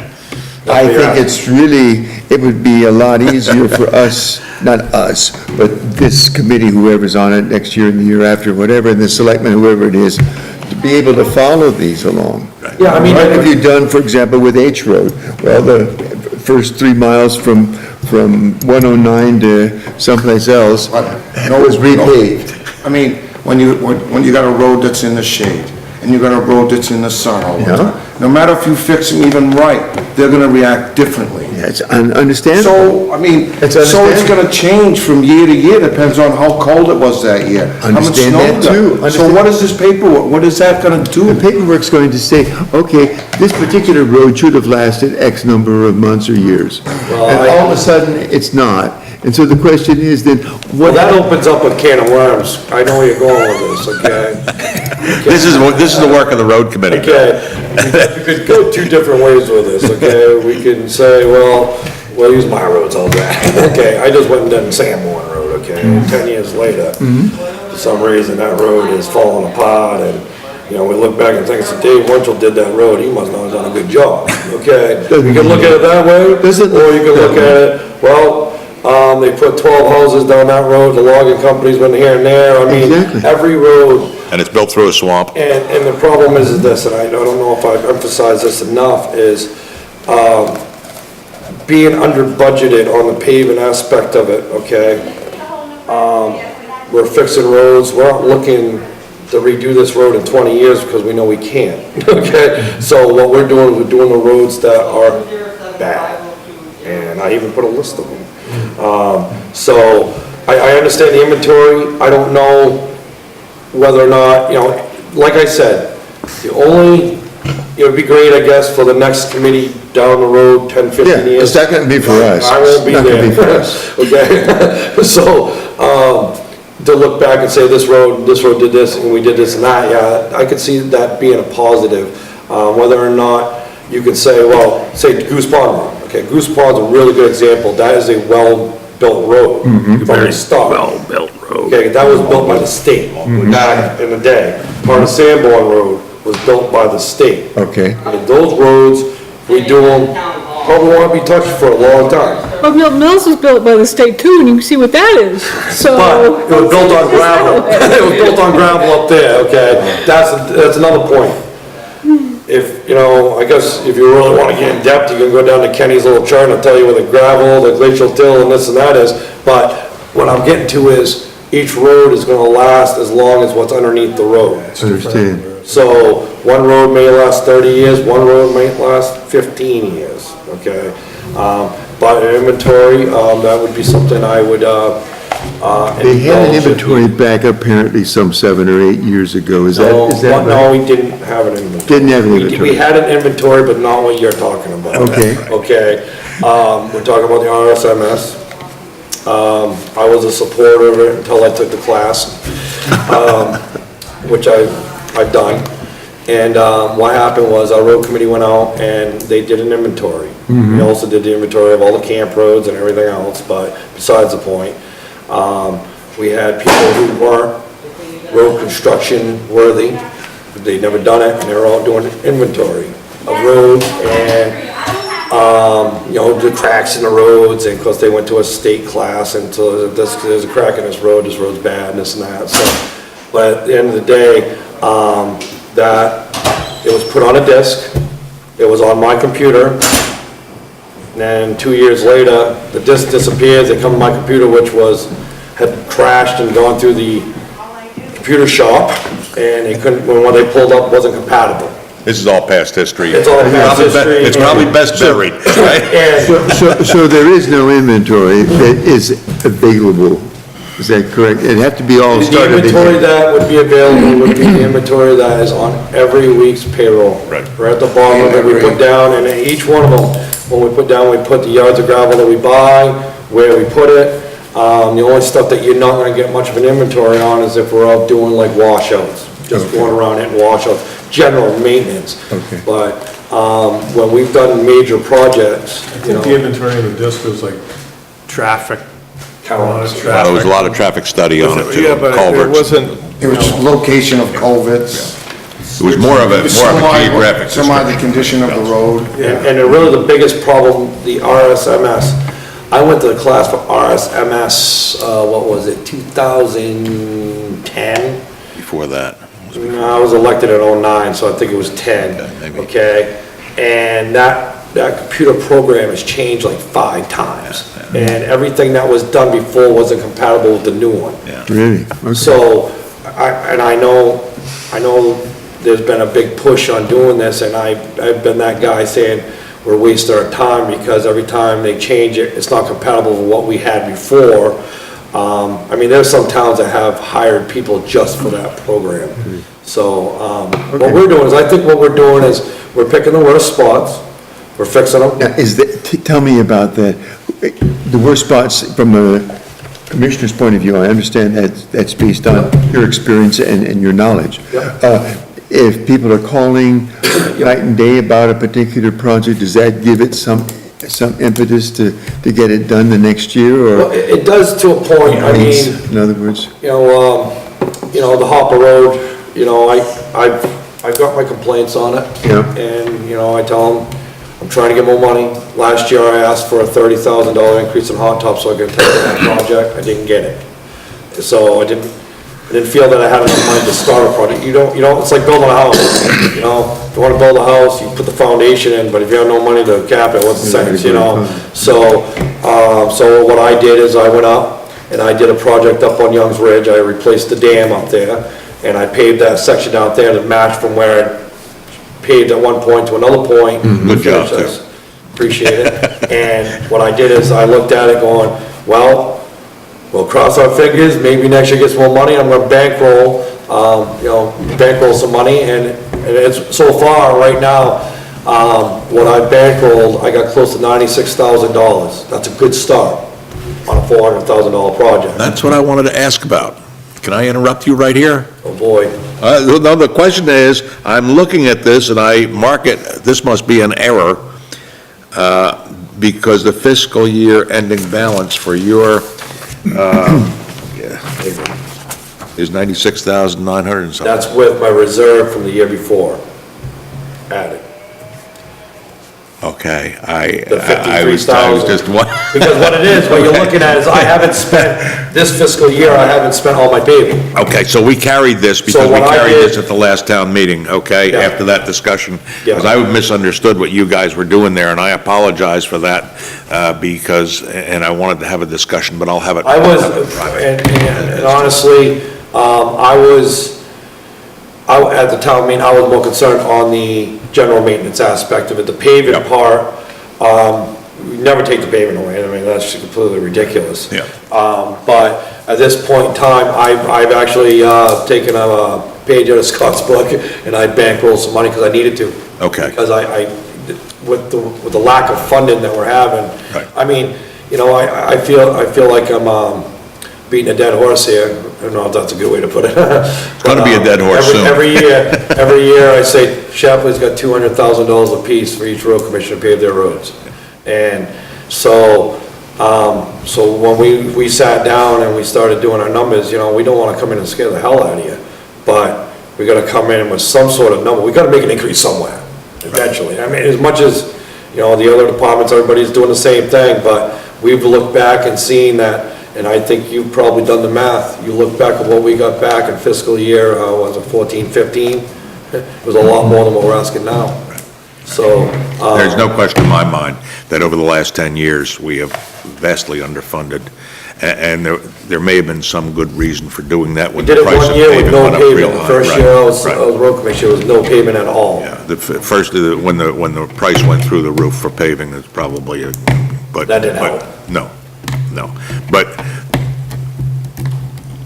you miss it once, and it costs twice as much to get corrected if you don't. Right now, we're in a pretty good spot right now with the price of hot top, and, if we can utilize it, but, with the increases we're making, not astronomical, we're not asking for an arm or a leg, we're asking for,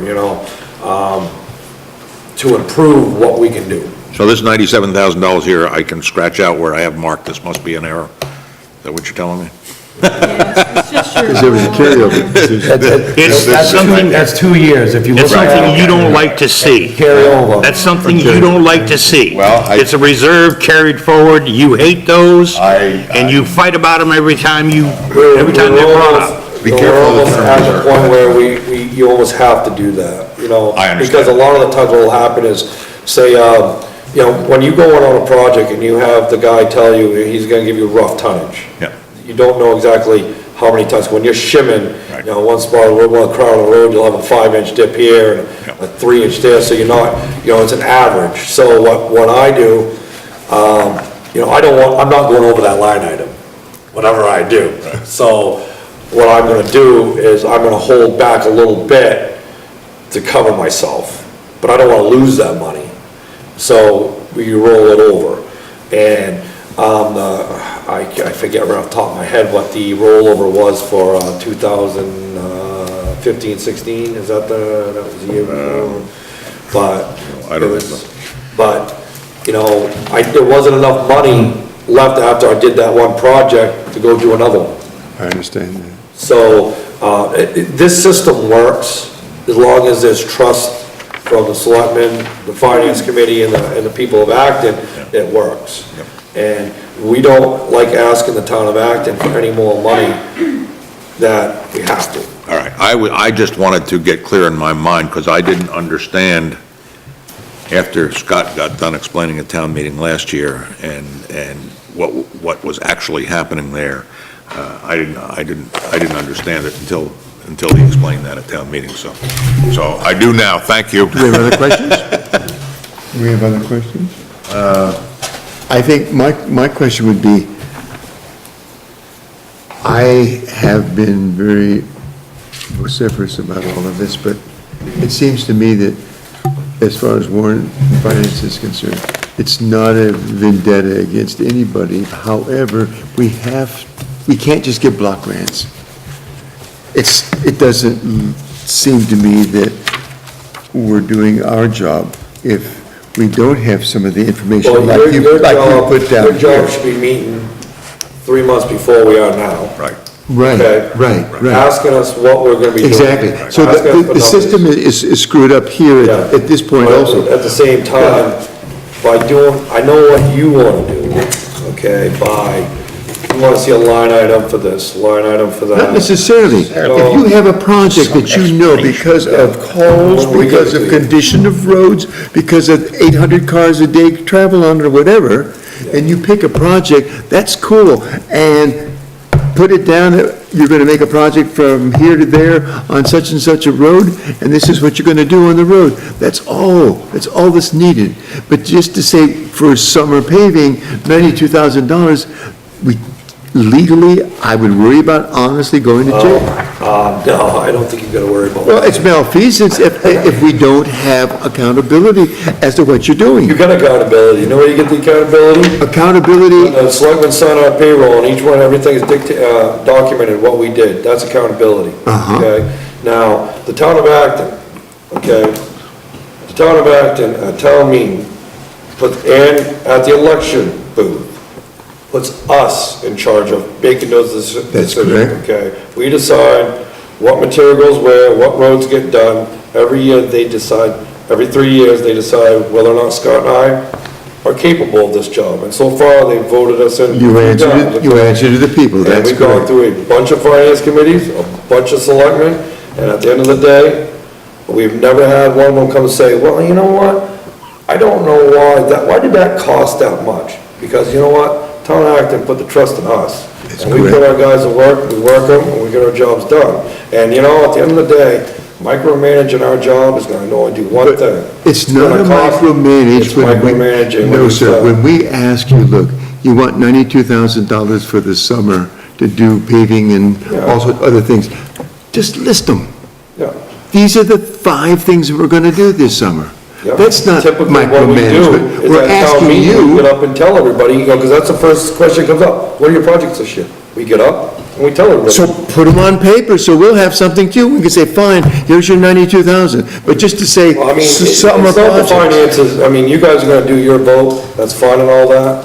There's one vote I'm concerned about, town people. Correct?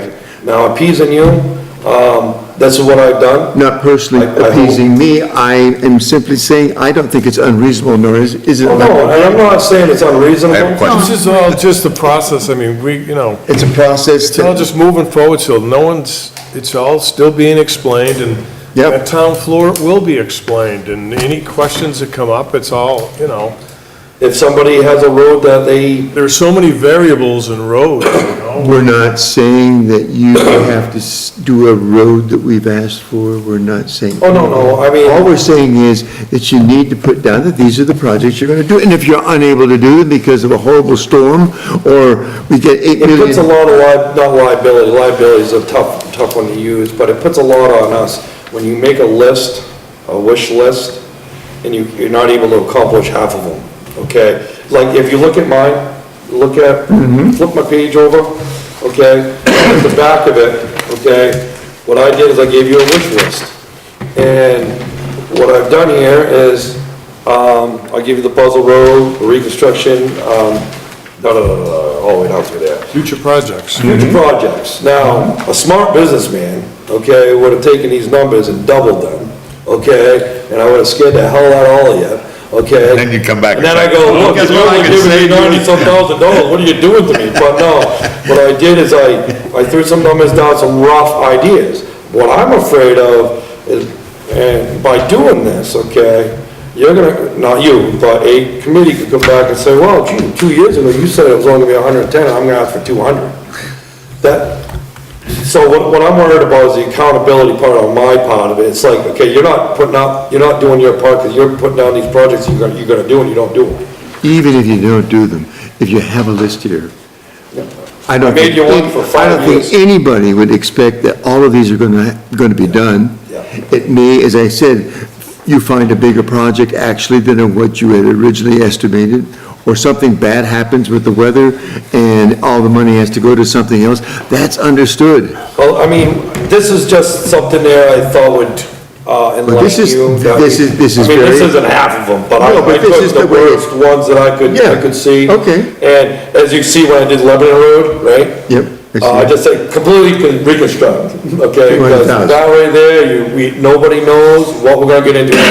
That's what Chapley did, they just Completely. dug it all up. Took the, they Dug dug it all up up. Angel's Leap, but, I mean, but as time goes on, I think the biggest frustration I have with the finance committee, with the whole governing process, not you guys personally, but with the processes, we're not meeting enough. Right, and we're not meeting early enough either. Not because of early the enough. Process. Yeah, well, we're rushing this through, okay? I know, We I put a know. budget through with a 20% increase. Now, we did this, okay? It's like, you know, when I put a car in auto hunter for sale, I'm gonna put a big price on it and let them chew me down.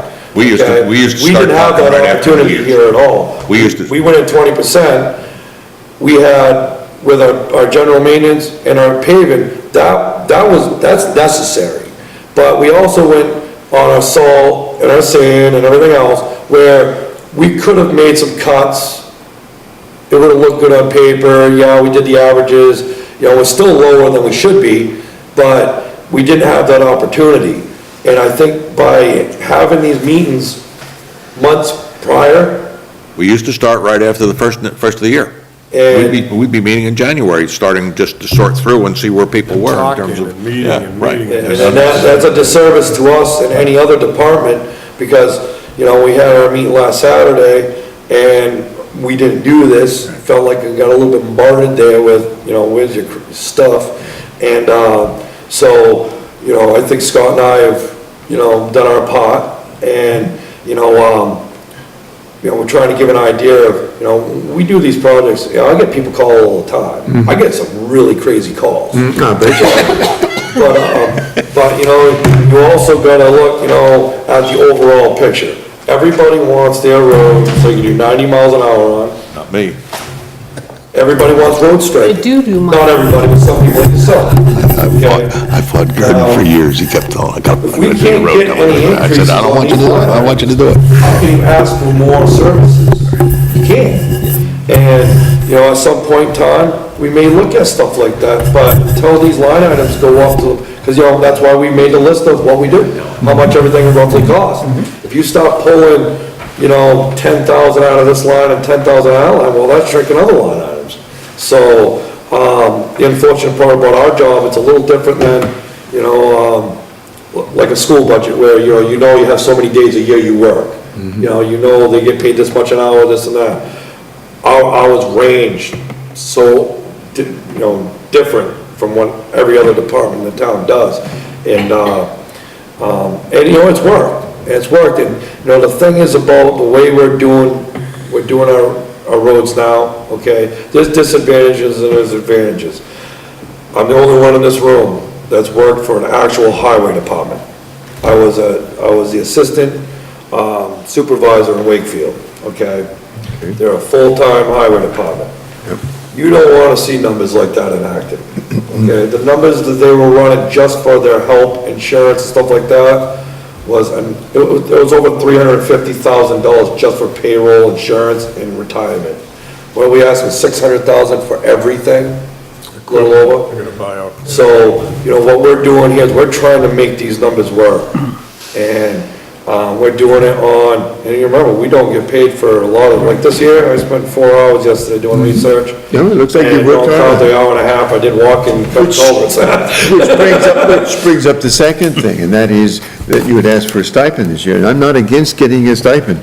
All I'm saying is that I don't feel, and there are many people here who I think agree with me, about approving something where it's just a round figure for paving or for the summer projects, without saying, these are the 3 projects we intend to do. Not that you're going to be held to it, but this is what we intend to do, and say where it is, and say the estimate that you've made on it, and this is how you're going to spend your $92,000. That's all we're asking for, and that's not micromanagement. Truly, Mr. Winchell, if you come up with something that you can't do, but 2 of the 3 or 2 of the 4, because other things have come up, that's all you gotta say is, hey, we couldn't do it, we had to spend more on this project because we found 80,000 boulders underneath the roadbed or something, I don't know. But anyway, that's all we're asking, because we can't give you a block grant, that's all. Well, you can, because we do it every year. Yes. So, I may go, but you are Just right. to make a point, and then I'm not throwing rocks at anybody at all. Yeah. You guys have only one boss, that the town of Acton. Oh, yeah. Okay? Yeah. So you don't work for the selectmen, you don't work for Jennifer in there, you don't work for us, Sometimes I don't know, she calls a lot. you don't work for us, you only work for the people of the town of Acton, okay? There is nothing that in this town can happen to either one of you in regard to your job. Oh, sure there is. No, sir. The only thing that the town can do is cut your money Just off. withhold the money. That's it. That's Well, it. actually, they do have another No, option. they don't. No, they do not. They're do not. elected. They're elected. I know, and there is provision for dealing with that, but it requires a judge. That's what MMA But is all that's- about. I think we're getting off the beaten path. Not saying that we want to be your boss. We don't. And I think what I iterated before was Scott and I get up at town meeting, because the people in that meeting are our boss. Unfortunately, we don't get enough people in. Unfortunately, you get, Okay, and when we get up, we don't beg and plead for it, but we tell them what we're gonna do, where it's gonna go, and, you know, I guess. And all we're asking is that you do the same thing on paper, so that we can say, yes, we approve your. Well, no, I could do that, so you guys can vote on it, you know, that's fine with me, if that's all you're asking for, that's fine. That's all. Is that unreasonable? Well, no, I never said it was unreasonable, that's why we did it. If I thought it was Can I ask a unreasonable, believe me, I question wouldn't have there? done it, I would've, If it's didn't have to show off. Yes, it's very closely associated. So, but I did it for you. Gentlemen, I'm going to slightly change the topic. I'm changing the topic to wages here, okay? The selectmen have proposed, as you have proposed, an increase, and for yourselves and needed. for laborers and I think operators. Yep. And I would like some input on how you feel about that, how it compares with neighboring towns, and what your reaction is, and where we need to go with this. Scott and I didn't go out to neighboring towns. Okay. And compare. What happened was, a lot of these rates came from, we were at one point, we were doing state rate, remember that? Yep, That was a disaster. yep. I mean, it worked in some aspects, but it was a complete disaster in other aspects. I mean, And give me an example of why it Okay. didn't work. Okay, on one job, okay, I have, on state rate, on your laborers, well, your laborers, you had, laborers would be like a flagger or whatever, then you had miscellaneous labor, then you had, which would be like running a compactor or a power tool, then you'd have truck driver, then you'd have an operator rate. Well, I have a guy who would be flagging for an hour or two. Next thing you know, he's in the hole with a compactor, and next thing you know, he's jumping in a truck and he's going to get a load of dirt. So you know? each hour is So, differently. I mean, literally, I'd have to hire on another employee just to jot down what that guy did all day.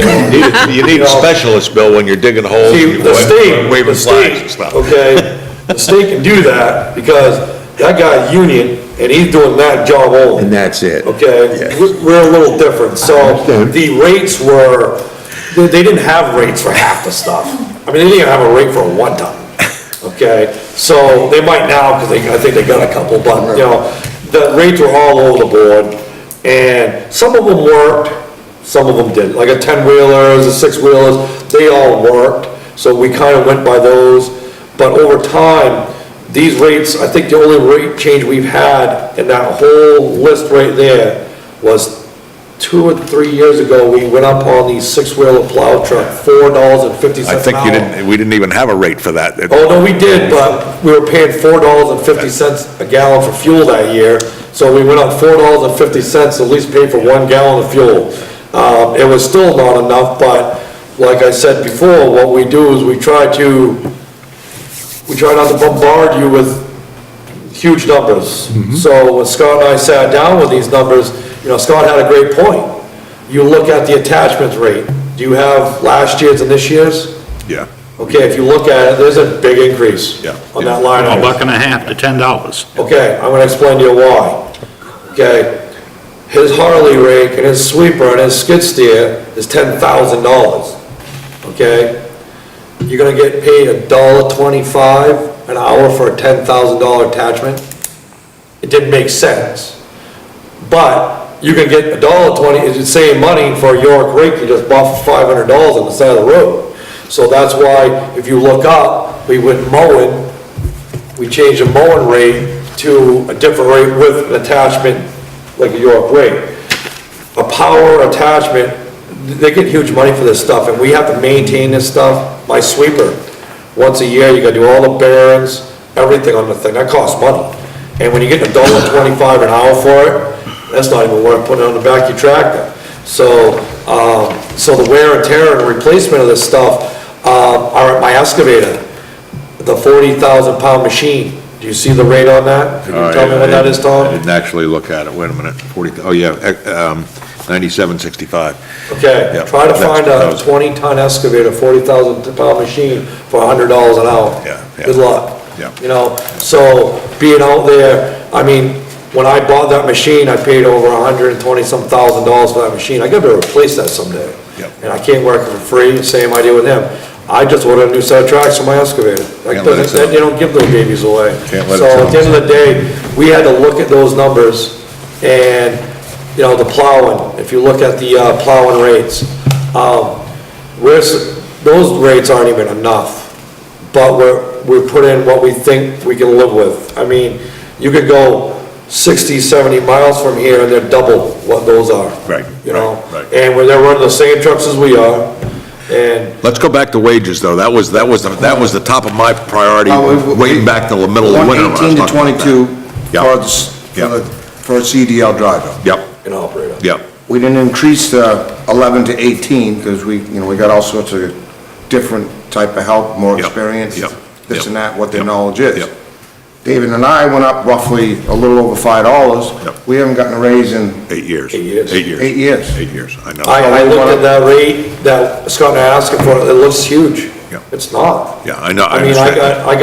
I know somebody that runs a loader at the shipyard plowing snow and he makes $35 an hour. You don't have to give me, an excuse for this. Yeah. What I'm looking forward, not backward, okay? And my question is to you guys, are you comfortable with these rates right now, or should we be looking at, are we so far behind with adjusting these, that we should be thinking about increasing them more?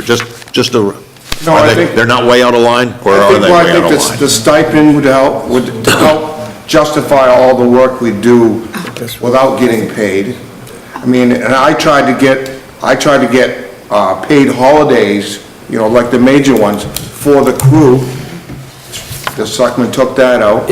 I tried to get time and a half after 8 in the wintertime, because it really stinks, you go out there and you work a 20-hour storm, Yeah. and you've worked all them hours, and then you don't work the rest of the week, and you don't even have a chance to get to the overtime. Right. Biggest problem is we'll be calling our crew out for 2 or 3 hours and go in, okay? And we may not go out for 3 or 4 days, so that guy got 3 hours. But when he actually gets an actual storm where you're out, Yeah. you gotta make it worth these guys doing the job. And we're fortunate to have guys that are part-time that will come and do what we're doing. Because I can tell you right now, it's awful hard. You cannot find a truck and a subcontractor driver unit. Right. They can't find them. Right. And they name their number. I couldn't find. That's what I want couldn't to find know. them We this still year. have questions to answer Mr. here. Winchell. Yep, I don't want any names, I just want an explanation. yep. Most departments in this town have had raises in the last 7 years. Yep.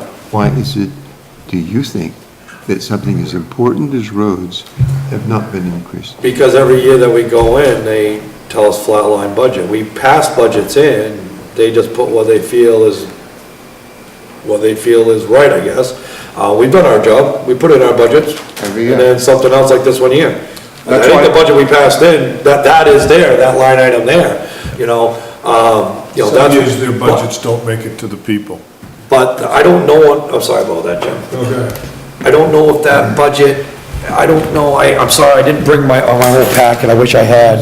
If you look, okay, here we go, they're paid, From the book. Christmas, this and that, time and a half, 8 hours. There was something else I thought we put in there, 701. but this is, oh, I know what it was. The time and a half on a holiday. Time and a half on what? On a holiday.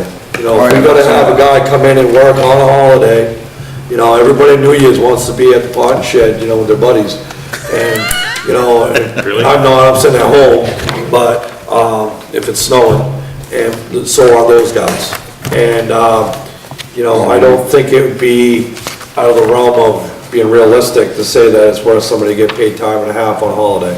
You're talking, the 3 major holidays? Talking Thanksgiving, New Year's, Christmas, Three major, stuff like that. And the winter, the ones where you would be, We're not counting Valentine's Day. No, I mean, well, yeah. but July, like Memorial Day, 4th of July, Yeah. that's what I'm saying. Yeah, You got a major storm, and you got a bunch of trees down, you're out working. I worked on Memorial Day weekend for the town, there were washouts, I've had to go on Memorial Day weekend when, I could be in a camper somewhere, And we asked that for our crew to give them a little more incentive, and it's like. I was just wondering what the dynamics are, because most departments have, Yeah. in fact, Well, I don't believe that we've been able to really sit down, and that's why I emphasize that we haven't been meeting with the finance committee to be able to do this part of it. Because I believe that if we'd been meeting since January 1st on, that when we passed our budgets in, it would be a lot harder for a select board to go, because we've worked with you on this. Right.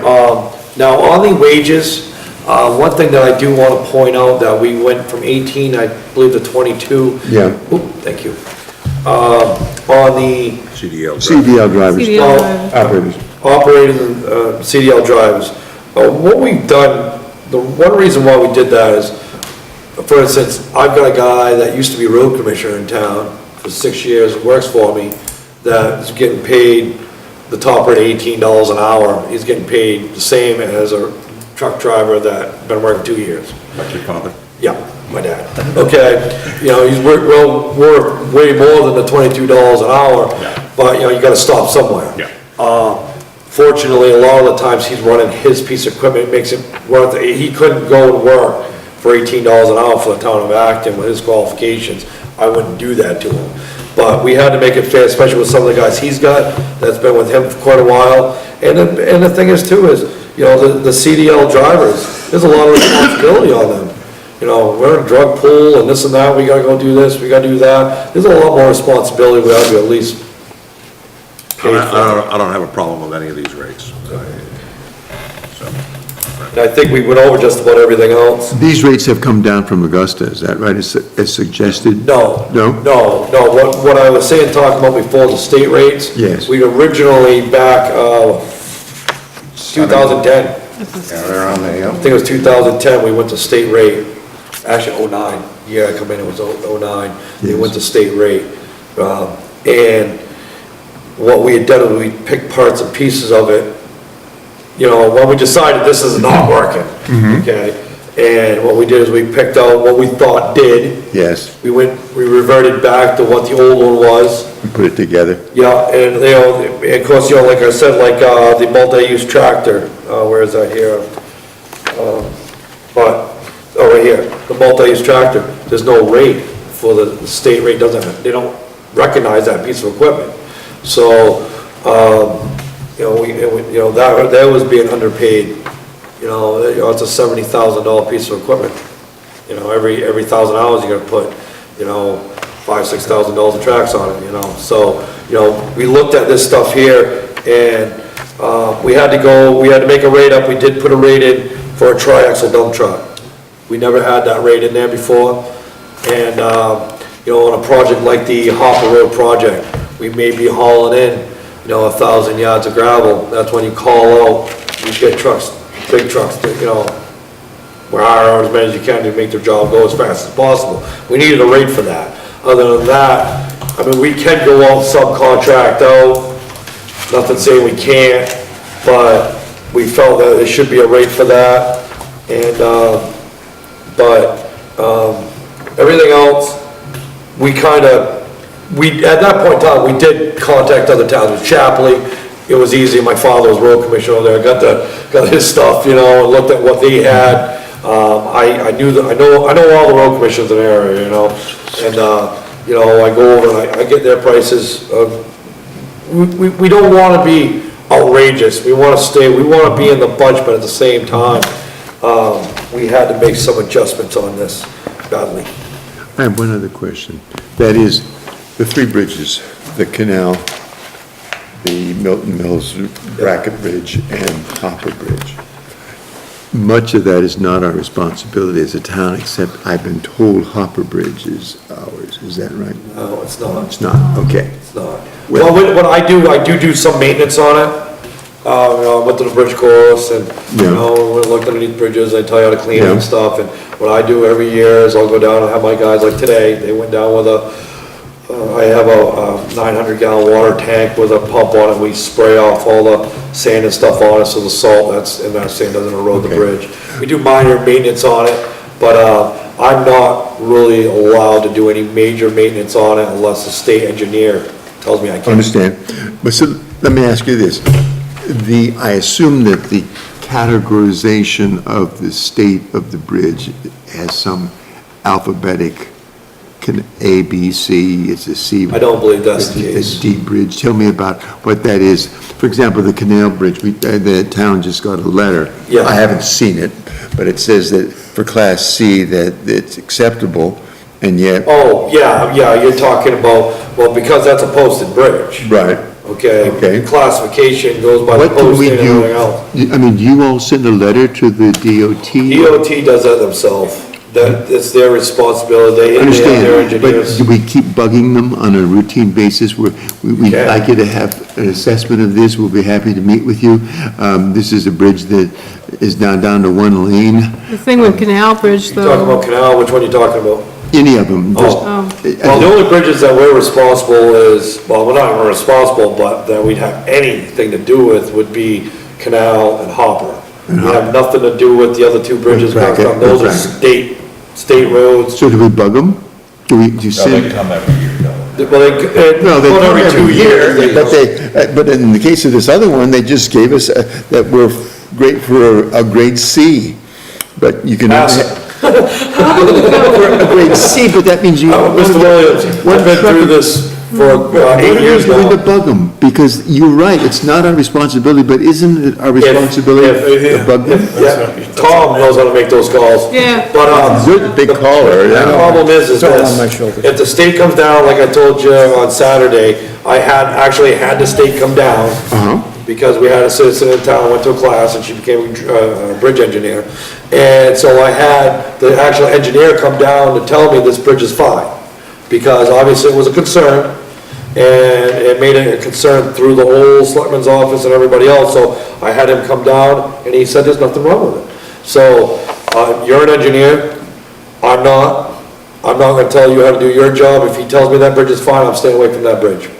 I'm not gonna go looking for a project that does not need to be done. If the state tells me that bridge is fine at the post that it's in, I don't wanna I don't feel like spending $400,000. I understand that. I guess my question is, as a commissioner though, Yeah, is, I can't dictate what the state does. no, but is there some way that you can aggravate them? Yeah, well, really, the best thing to do. Why aggravate somebody? Because we're not getting anywhere by I not. try not to stir up a But it's like, beehive. it's like me telling you to change your lawn. I don't like the way it looks. I mean, it's not mine. I can't tell you to do that. That's why they do the only, I understand, like Milton Mills Road. I'm more worried about Milton Mills Road than I am that canal bridge, okay? I understand that. I Believe me, understand that. Fox's Ridge ain't much better behind it, and I gotta plow those roads. I understand that. But if it's the state's responsibility, which I understand, Yep. what can we do Nothing. to aggravate them? Oh, you could. You can try. People have been doing it for many and many So, how's years. that worked out? You can write letters and make phone calls. That's it. Understand? Okay, and that's the way it is, and we have the same No. problem with dams and every other thing that the state has declared regulatory authority Unfortunately, over, how it and they don't works have the with the state manpower of budget Maine. to do it. I know, you've been to classes, you've been to these classes, and they tell you how to do this and do that.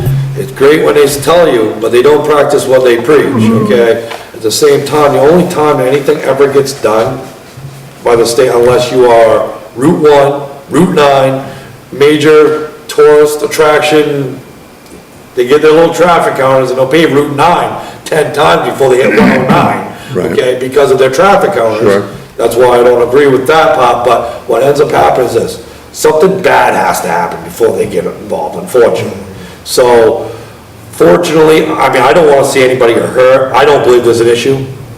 You know, I chase trucks over all the time, you know, because guys sneak over and stuff. Hey, guys, well, let's not do this, you know, here's one warning, don't let me make that phone call. But when the engineer comes down and says, he gives it a C, okay? I can't argue with him, and I'm not gonna stir up a beehive to the point where it's not going anywhere. If that engineer says, that road's fine, nothing to do with me. You're not gonna change their mind. He owns it. No.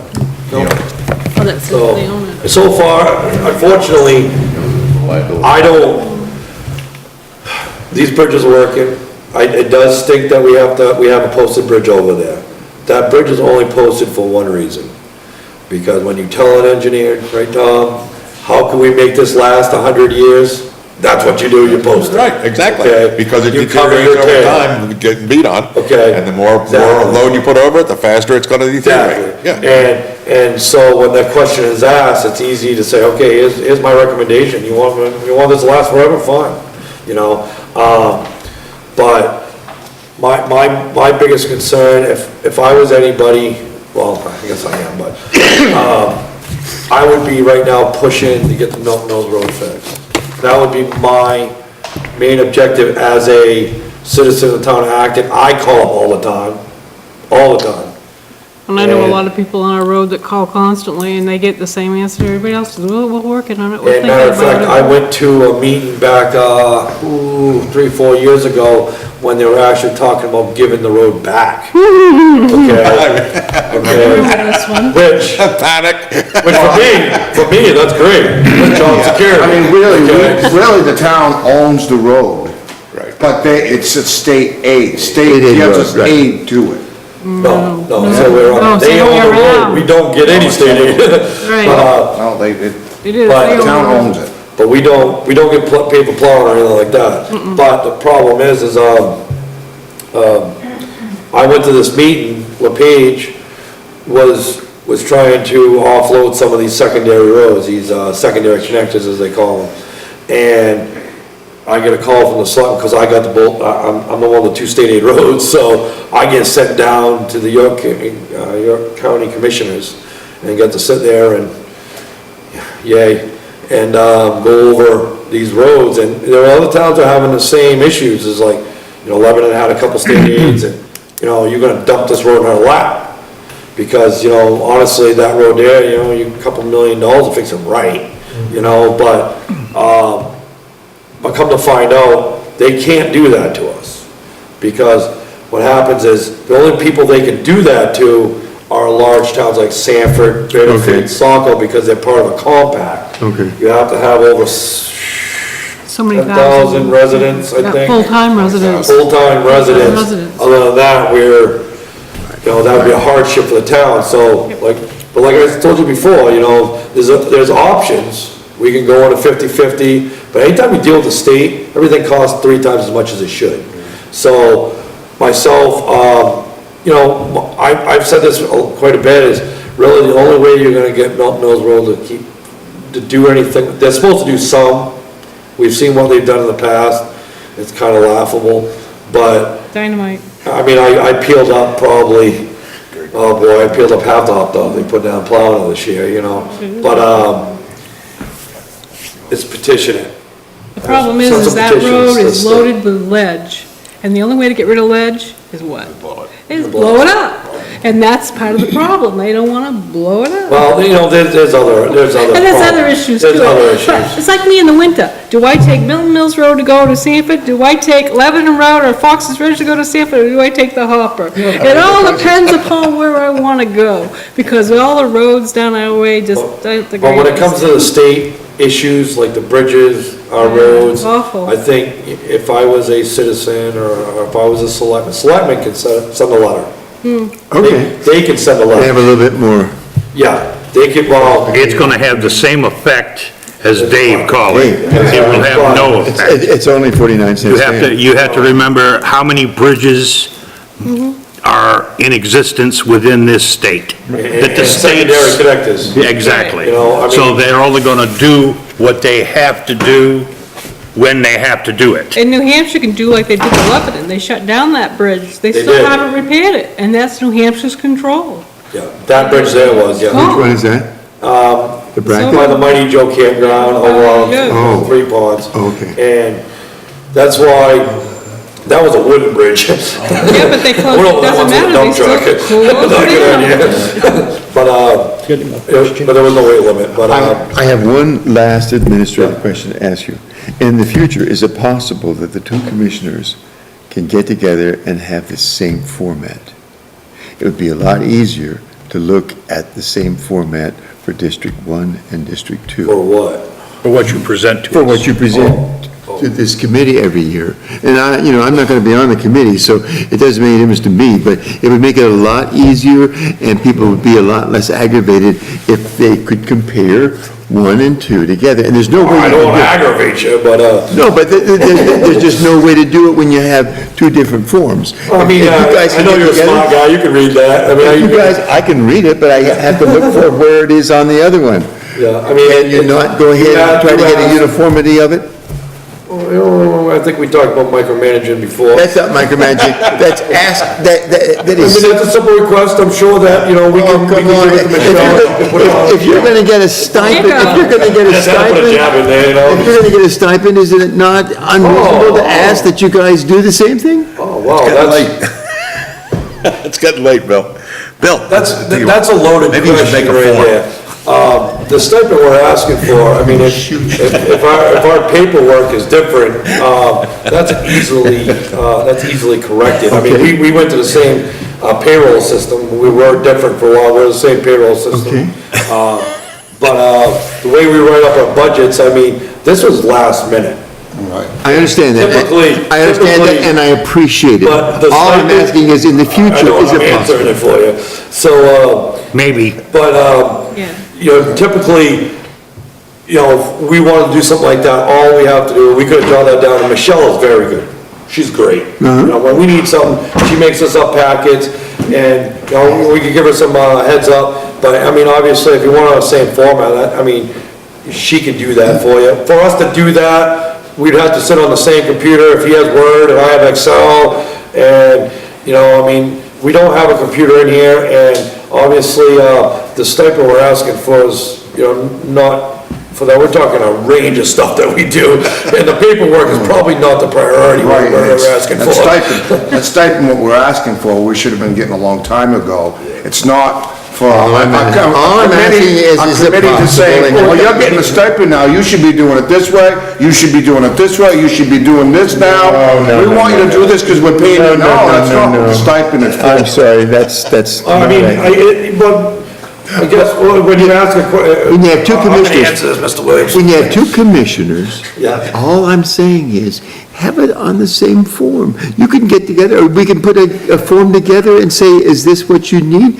And put down the projects that you want to do. Betty, yeah, we start meeting like we're We'll supposed start to be meeting meeting. earlier. You can so put it that on you- your form. No, you're gonna put it on Yeah, your the form. secretary take notes, what are you talking about? No, I mean, like I said, it's Seriously. not a big deal. Okay, It's I'd not a appreciate it. I request. think they will in the future. But I mean, when we ask for this stipend, we're asking for our time, organizing, set crews up, staying up at night, waiting to call, you know, there's many things. The paperwork Hosting aspect of it. people, dealing with the paving people. There is no question that you have a lot of things to do from an administrative point of view.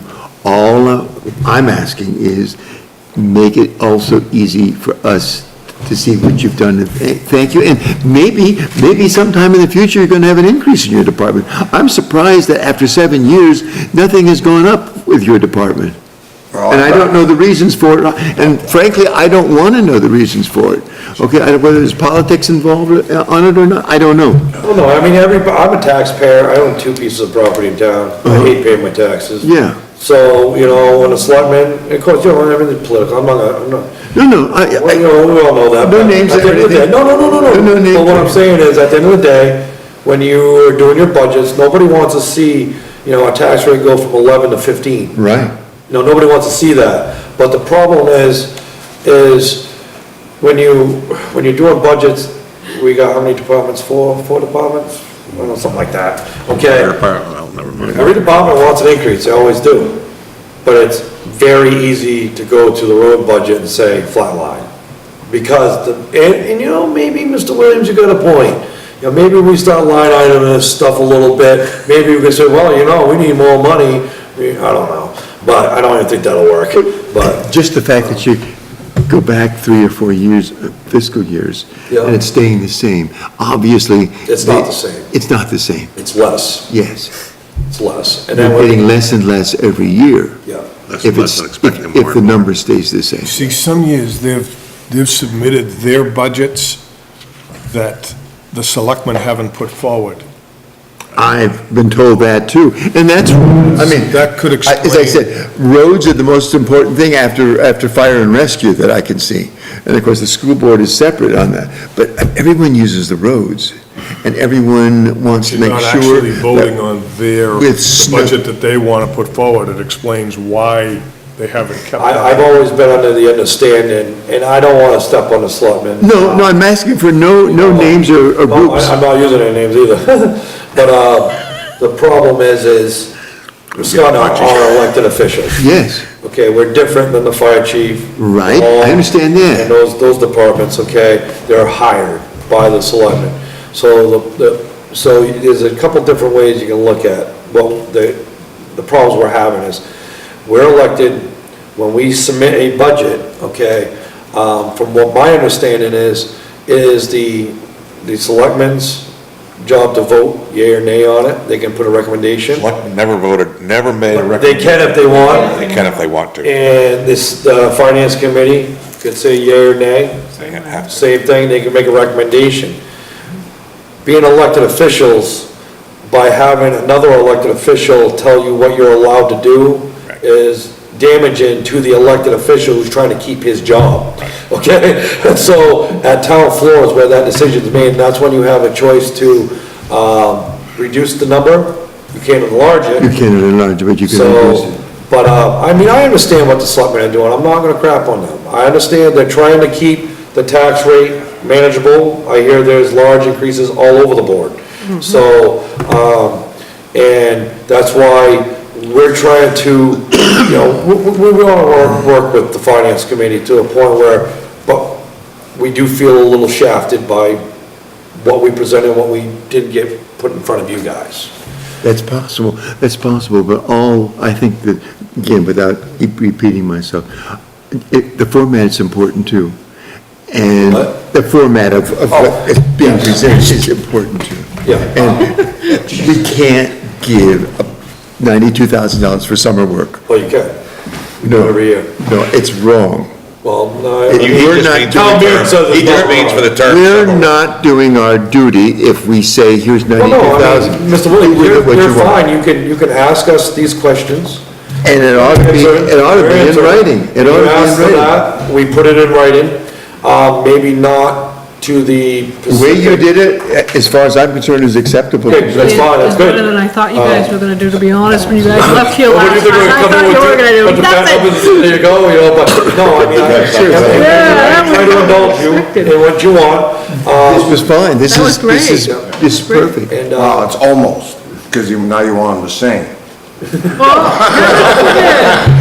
you guys can't, What's coming after that? if you guys can't get together, Both you had the same Well, you suggested making a form for them to use. And I think Exactly. if you really feel it's that important to have the same format, then it's easy. then go ahead and make a format, present it to them, We and actually, say, you know. This year, in 8 years that I've been road commissioner going into my 9, this is the first time Scott and I sat at a table right here, and we did our budget, okay?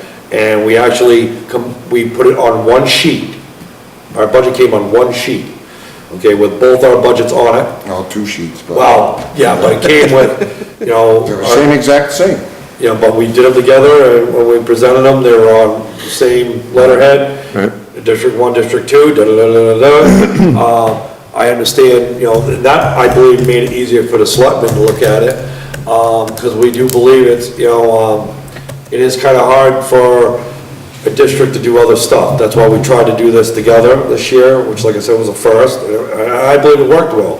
We, you know, there was stuff that he wanted to increase, he increased, and there was stuff that I wanted to increase, you know, and we cut some numbers down, because, you know, there was a lot more work into it than just throwing 20% on everything. Those numbers are all over the board there, I understand that, yes. yeah, so.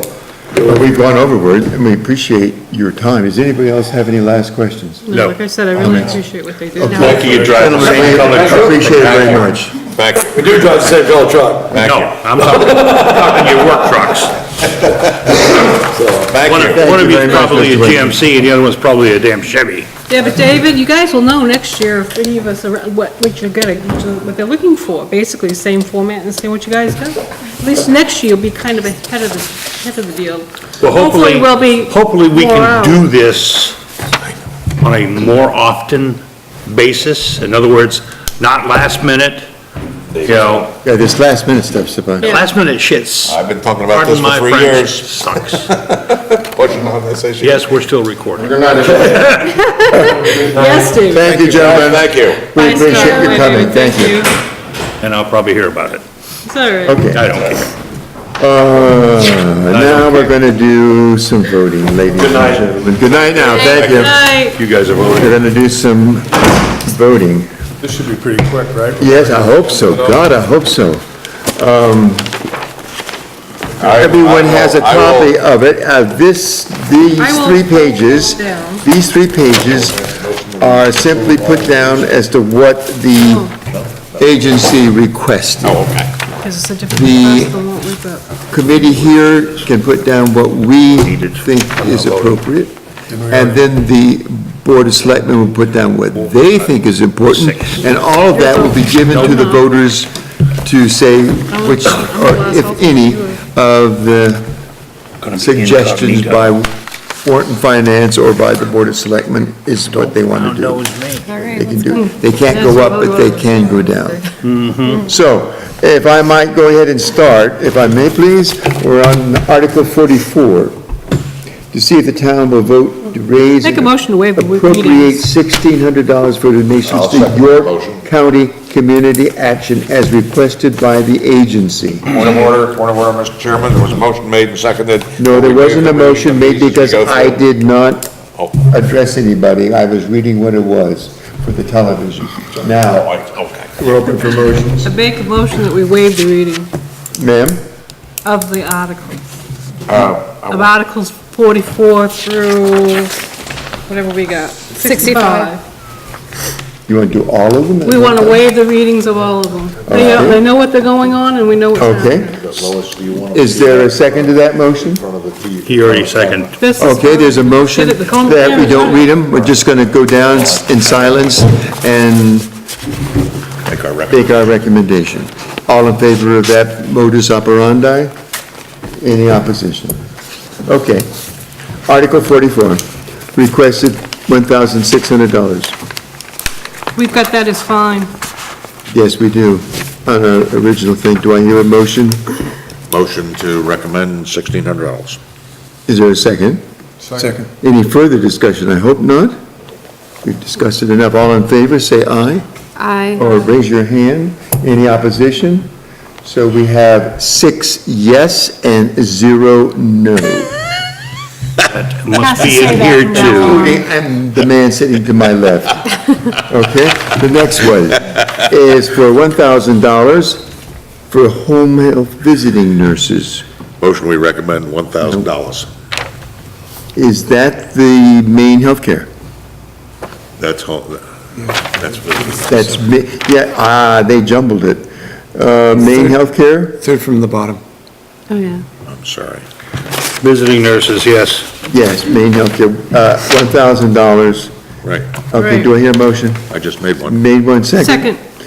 Any further discussion? All in favor? Aye. Aye. All opposed?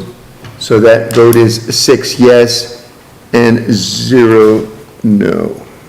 Next one, 46, $1,500, Southern Maine Agency on Aging. Recommend $1,500. Second. It's been moved and seconded, 1,500. Any discussion? All in favor? Aye. Aye. Any opposition?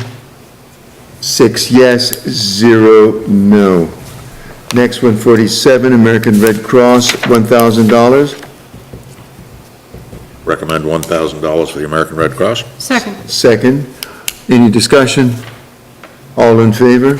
Aye. Any opposition? 6 yes, 0 no. Article 48, 400, Child Abuse Council. Motion, we recommend $400. Second. Moved and seconded. Any other discussion? These are all ones that I think we've all agreed on ahead of time. All in favor? Aye. Any opposition? 6 yes, 0 no. 49, $500 for York County Shelter Program. Recommend $500. Second. I'm trying to see where that is on the list.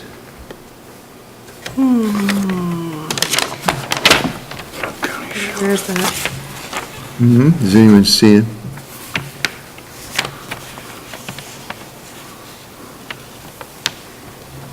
Help me, where is it on our list? Oh, it's Article 49? Is that what you're? That's what we're looking at, yes. Yeah, okay. Where is it on our list? I don't think we consider I don't have the list with me. Who's asking for York County 500? Shelter. Is that, No, that's where we're- is that SAR SSM? No. No, No? York County. There is no York There is no County York shelter. County shelter I can see, sorry. So do it the easy way and see if you can identify who's asking for $500. I don't see this agency. I don't either. I thought we did have a York County Shelter request. No, we have York County Community Action, Yeah, Right. that's different, that's a different organization. and, yeah, I remember talking about York County.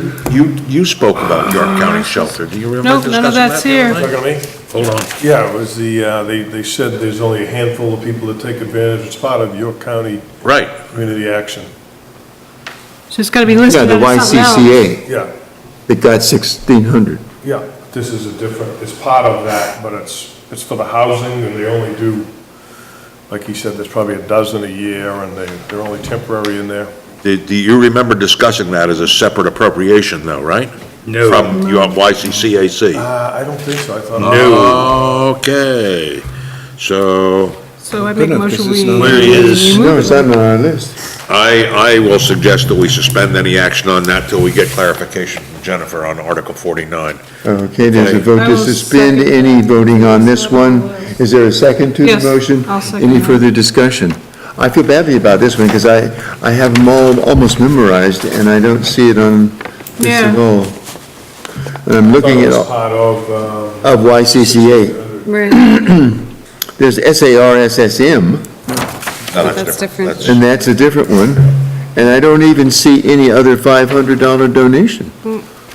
So it's been moved and seconded that we do not vote on this evening until we get clarification from the town administrator. All in favor? Aye. Any opposition? Just as a point of order, sir, Yes, sir. I don't see the first agency that we had on our list was York County Community Action. That's correct. Look through the warrants, articles, I don't see it listed. and you will not find it. So that's stuck. There is no, there's no warrant article for York County Community No, it's Article Action. It's Article 44. 44, Roland. 44, the top one, 44. We already did it. Beg your pardon. $1,600. Slap me later. First one we did. I'll slap Don't you need to take it later. that I'll far. slap you later, okay. You're right. Okay, so on that one, we are not voting on it. Okay. The next one is Article 50, Life Flight, asking for $612. Recommend $612 for Life Flight. Second. Second by Mr. Cashin. Any further discussion? Nope. All in favor? Aye. Aye. Any opposition? 6 yes, 0 no. The next one is the Acton Public Library. Recommend. This is all mixed up in terms of the list that we received, asking for $20,435, which is, okay. And a motion to recommend $20,435 for the Acton Public Library. Is there a second? Second. Any discussion? That's one that we all agreed upon also. All in favor, aye? Aye. Any opposition? Okay. The next one, $22,000, the ASYCC. That's one we already had recommended as Yeah, we all well. agreed Do I on hear a motion to recommend it officially? Recommend $22,000 for YCCAC. Is there a second to the Second. motion? Okay, any discussion? All in favor? Aye. Any opposition? 6 yes, 0 no. Number 53, 10,000, Acton Wakefield Watershed Alliance, AWWA. We agreed on this one also before. Recommend $10,000 for AWWA. Is there a second? Second. Okay, moved and seconded. Any further discussion on it? All in favor, aye? Aye. All opposition? Was that an opposition No, that you no, issued? no, no, no, I'm just late. You're just slow. I'm just late Okay, because I'm six- missing supper. 6 yes, 0 no. The next one is the Saco River Corridor Commission, and they only asked for 300, and we gave it to them by an unofficial consensus. That's up towards the top. Recommend $300 for Sucker River Corridor Commission. You move? Second. I move. Okay, seconded by Mr. Cashin. Any further discussion for Saco River? All in favor, aye? Aye. Any opposition? 6 yes, 0 no. The next one, carrying unlimited, $734. Recommend $734. We agreed on this one too. Carrying unlimited. Okay, there's been a motion. Second. Seconded. Any further discussion? All in favor, yes? Yes. Any no? 6 yes, 0 no. The next one, 1,000 for Maine Behavioral Health. Recommend $1,000 for Maine Behavioral Health. Second. Moved and seconded. We've had that one. We circled, there were some people who had a question about it, but I think we I think we resolved resolved it. it. A lot of it Yes? was the cost. Any other discussion on it? No? All in favor, aye? Aye. Any opposition? Okay, 6 yes, 0 no. Article 57, Sexual Assault Response Agency, $500. Recommend $500 for Which, sexual wait a assault. minute, I'm looking for it. It's the Sexual SARS assault. one. Oh, 1 PM, It's the 5th up SARS one. from the, 6th up from the bottom. Oh, that's the SARSM. Okay, and we had increased it to 500, right? Yes. And so, it's been moved and seconded. Any other discussion? I don't think I we're think- seconded. No, it but wasn't that's all seconded. It wasn't second, I'm I'll sorry. second it, though. It is seconded now? Okay, moved and seconded. Any other discussion? This is one that we increased, I think, to 500. I have it marked here that we had consensus on it. Is that correct? All in favor of 500? Aye. Any opposition? 6 yes, 0 no.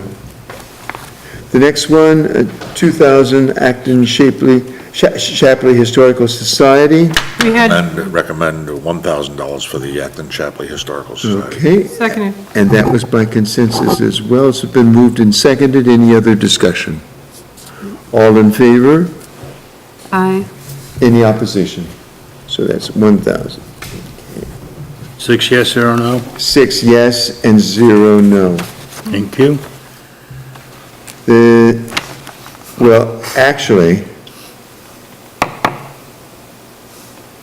our vote was 1,000, even though it's not what was Right. What was requested. 1,000? Okay, next one is 59, 1,000 for Southern Maine veterans. Make a motion, we accept it. There's a motion for acceptance, second. Second. Any discussion further? All in favor? Aye. Any opposition? One abstention. One abstention. Who? Me? Shame on you. Oh, No? pardon. It's all right. Thank you for clarifying that. So We have 5 yes, 5 yes, 0 no, and 1 abstention. ab. Yes. Thank you. Next one, Article 60.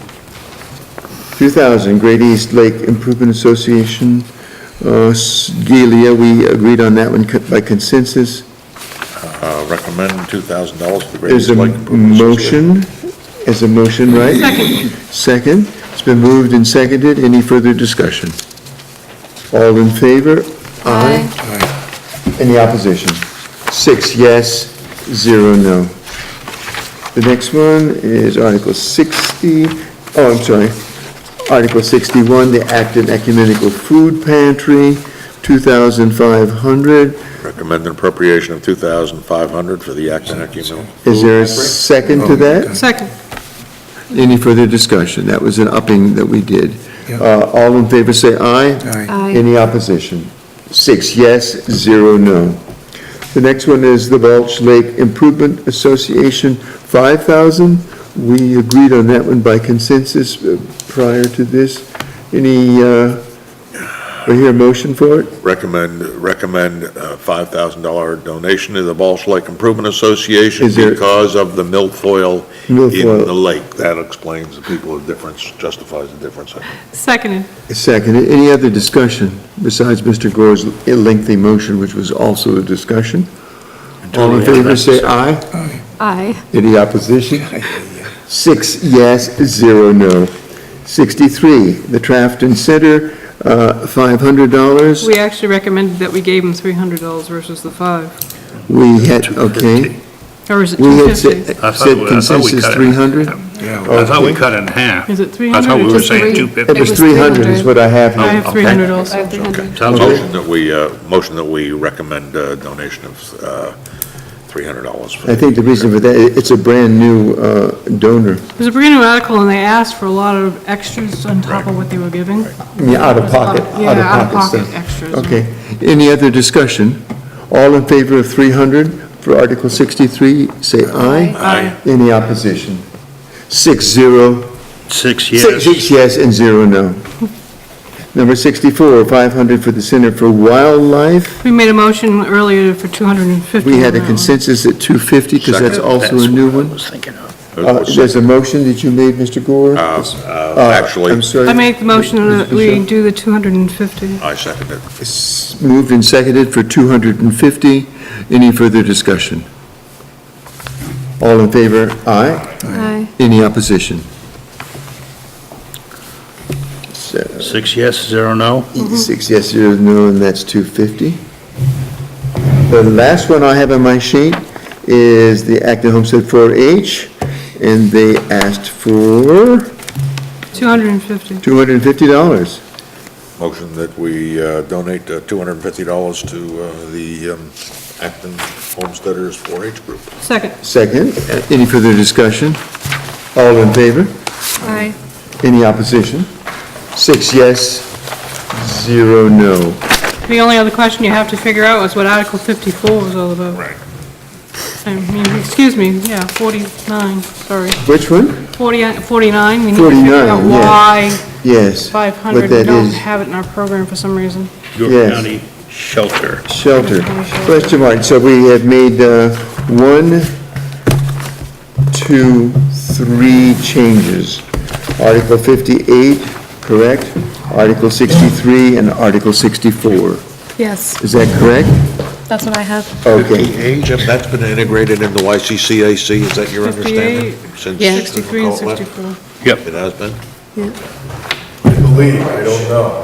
That's what I think, you know? But if they're part, Thomas. if they're part of Oh, it, she's not going. She's- their original request, I thought was more, wasn't it? No, their original request, no. I don't even see another organization that we That's been Your suggested kind of community $500. action is Right, right I don't there. even- Yeah, was Mr. six, Driscoll, we do you gave them have that you the seen first- that? the Where first it is? article. Who is it? yeah, because I said it wasn't there. Talking about the shelter when we were discussing about, Yeah, It did, but he did, but that was a part of what I thought was the, was But I the thought that was part community. of not Caring sure. Unlimited or something like Right, I'm that. not sure that was YCCAC, because there was discussion about a shelter program when we were talking to not YCCA the people. dogs, is it? The York County Shelter for the Dogs? No, that's the town's, That's in the town's warrant? that'd be the town's. You know what I mean, when Well, they let's- house the we- dogs that we. Yeah, no, we that's the over I want to see how many we had on our That's consensus last- sheet. I thought we had that's Saturday. 21. Put your pictures. No, no. it's Where's your kind of- sheet? Which one, the big sheet? The big one. Right Count there. them. 21. Count them and leave off Loon Pond, if it's still there. But I don't think it is. I have 22 on this sheet. Leave off Blue Pond if it's still there. peculiar. Something is, we have 22, I have 20. we have 22 on the sheet I have 1, 2, and 21 on our worksheets.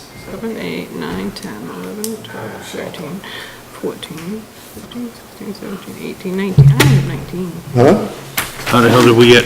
I have, We got an extra one. I got 1. Okay, That's all the business that I had mustered. I appreciate everybody's working so hard on this. Then I will make a motion to adjourn. We have a motion to adjourn, it's seconded. No, but that's All in favor, say yes. Yes. Any opposition? Great, thank you all. Virginia.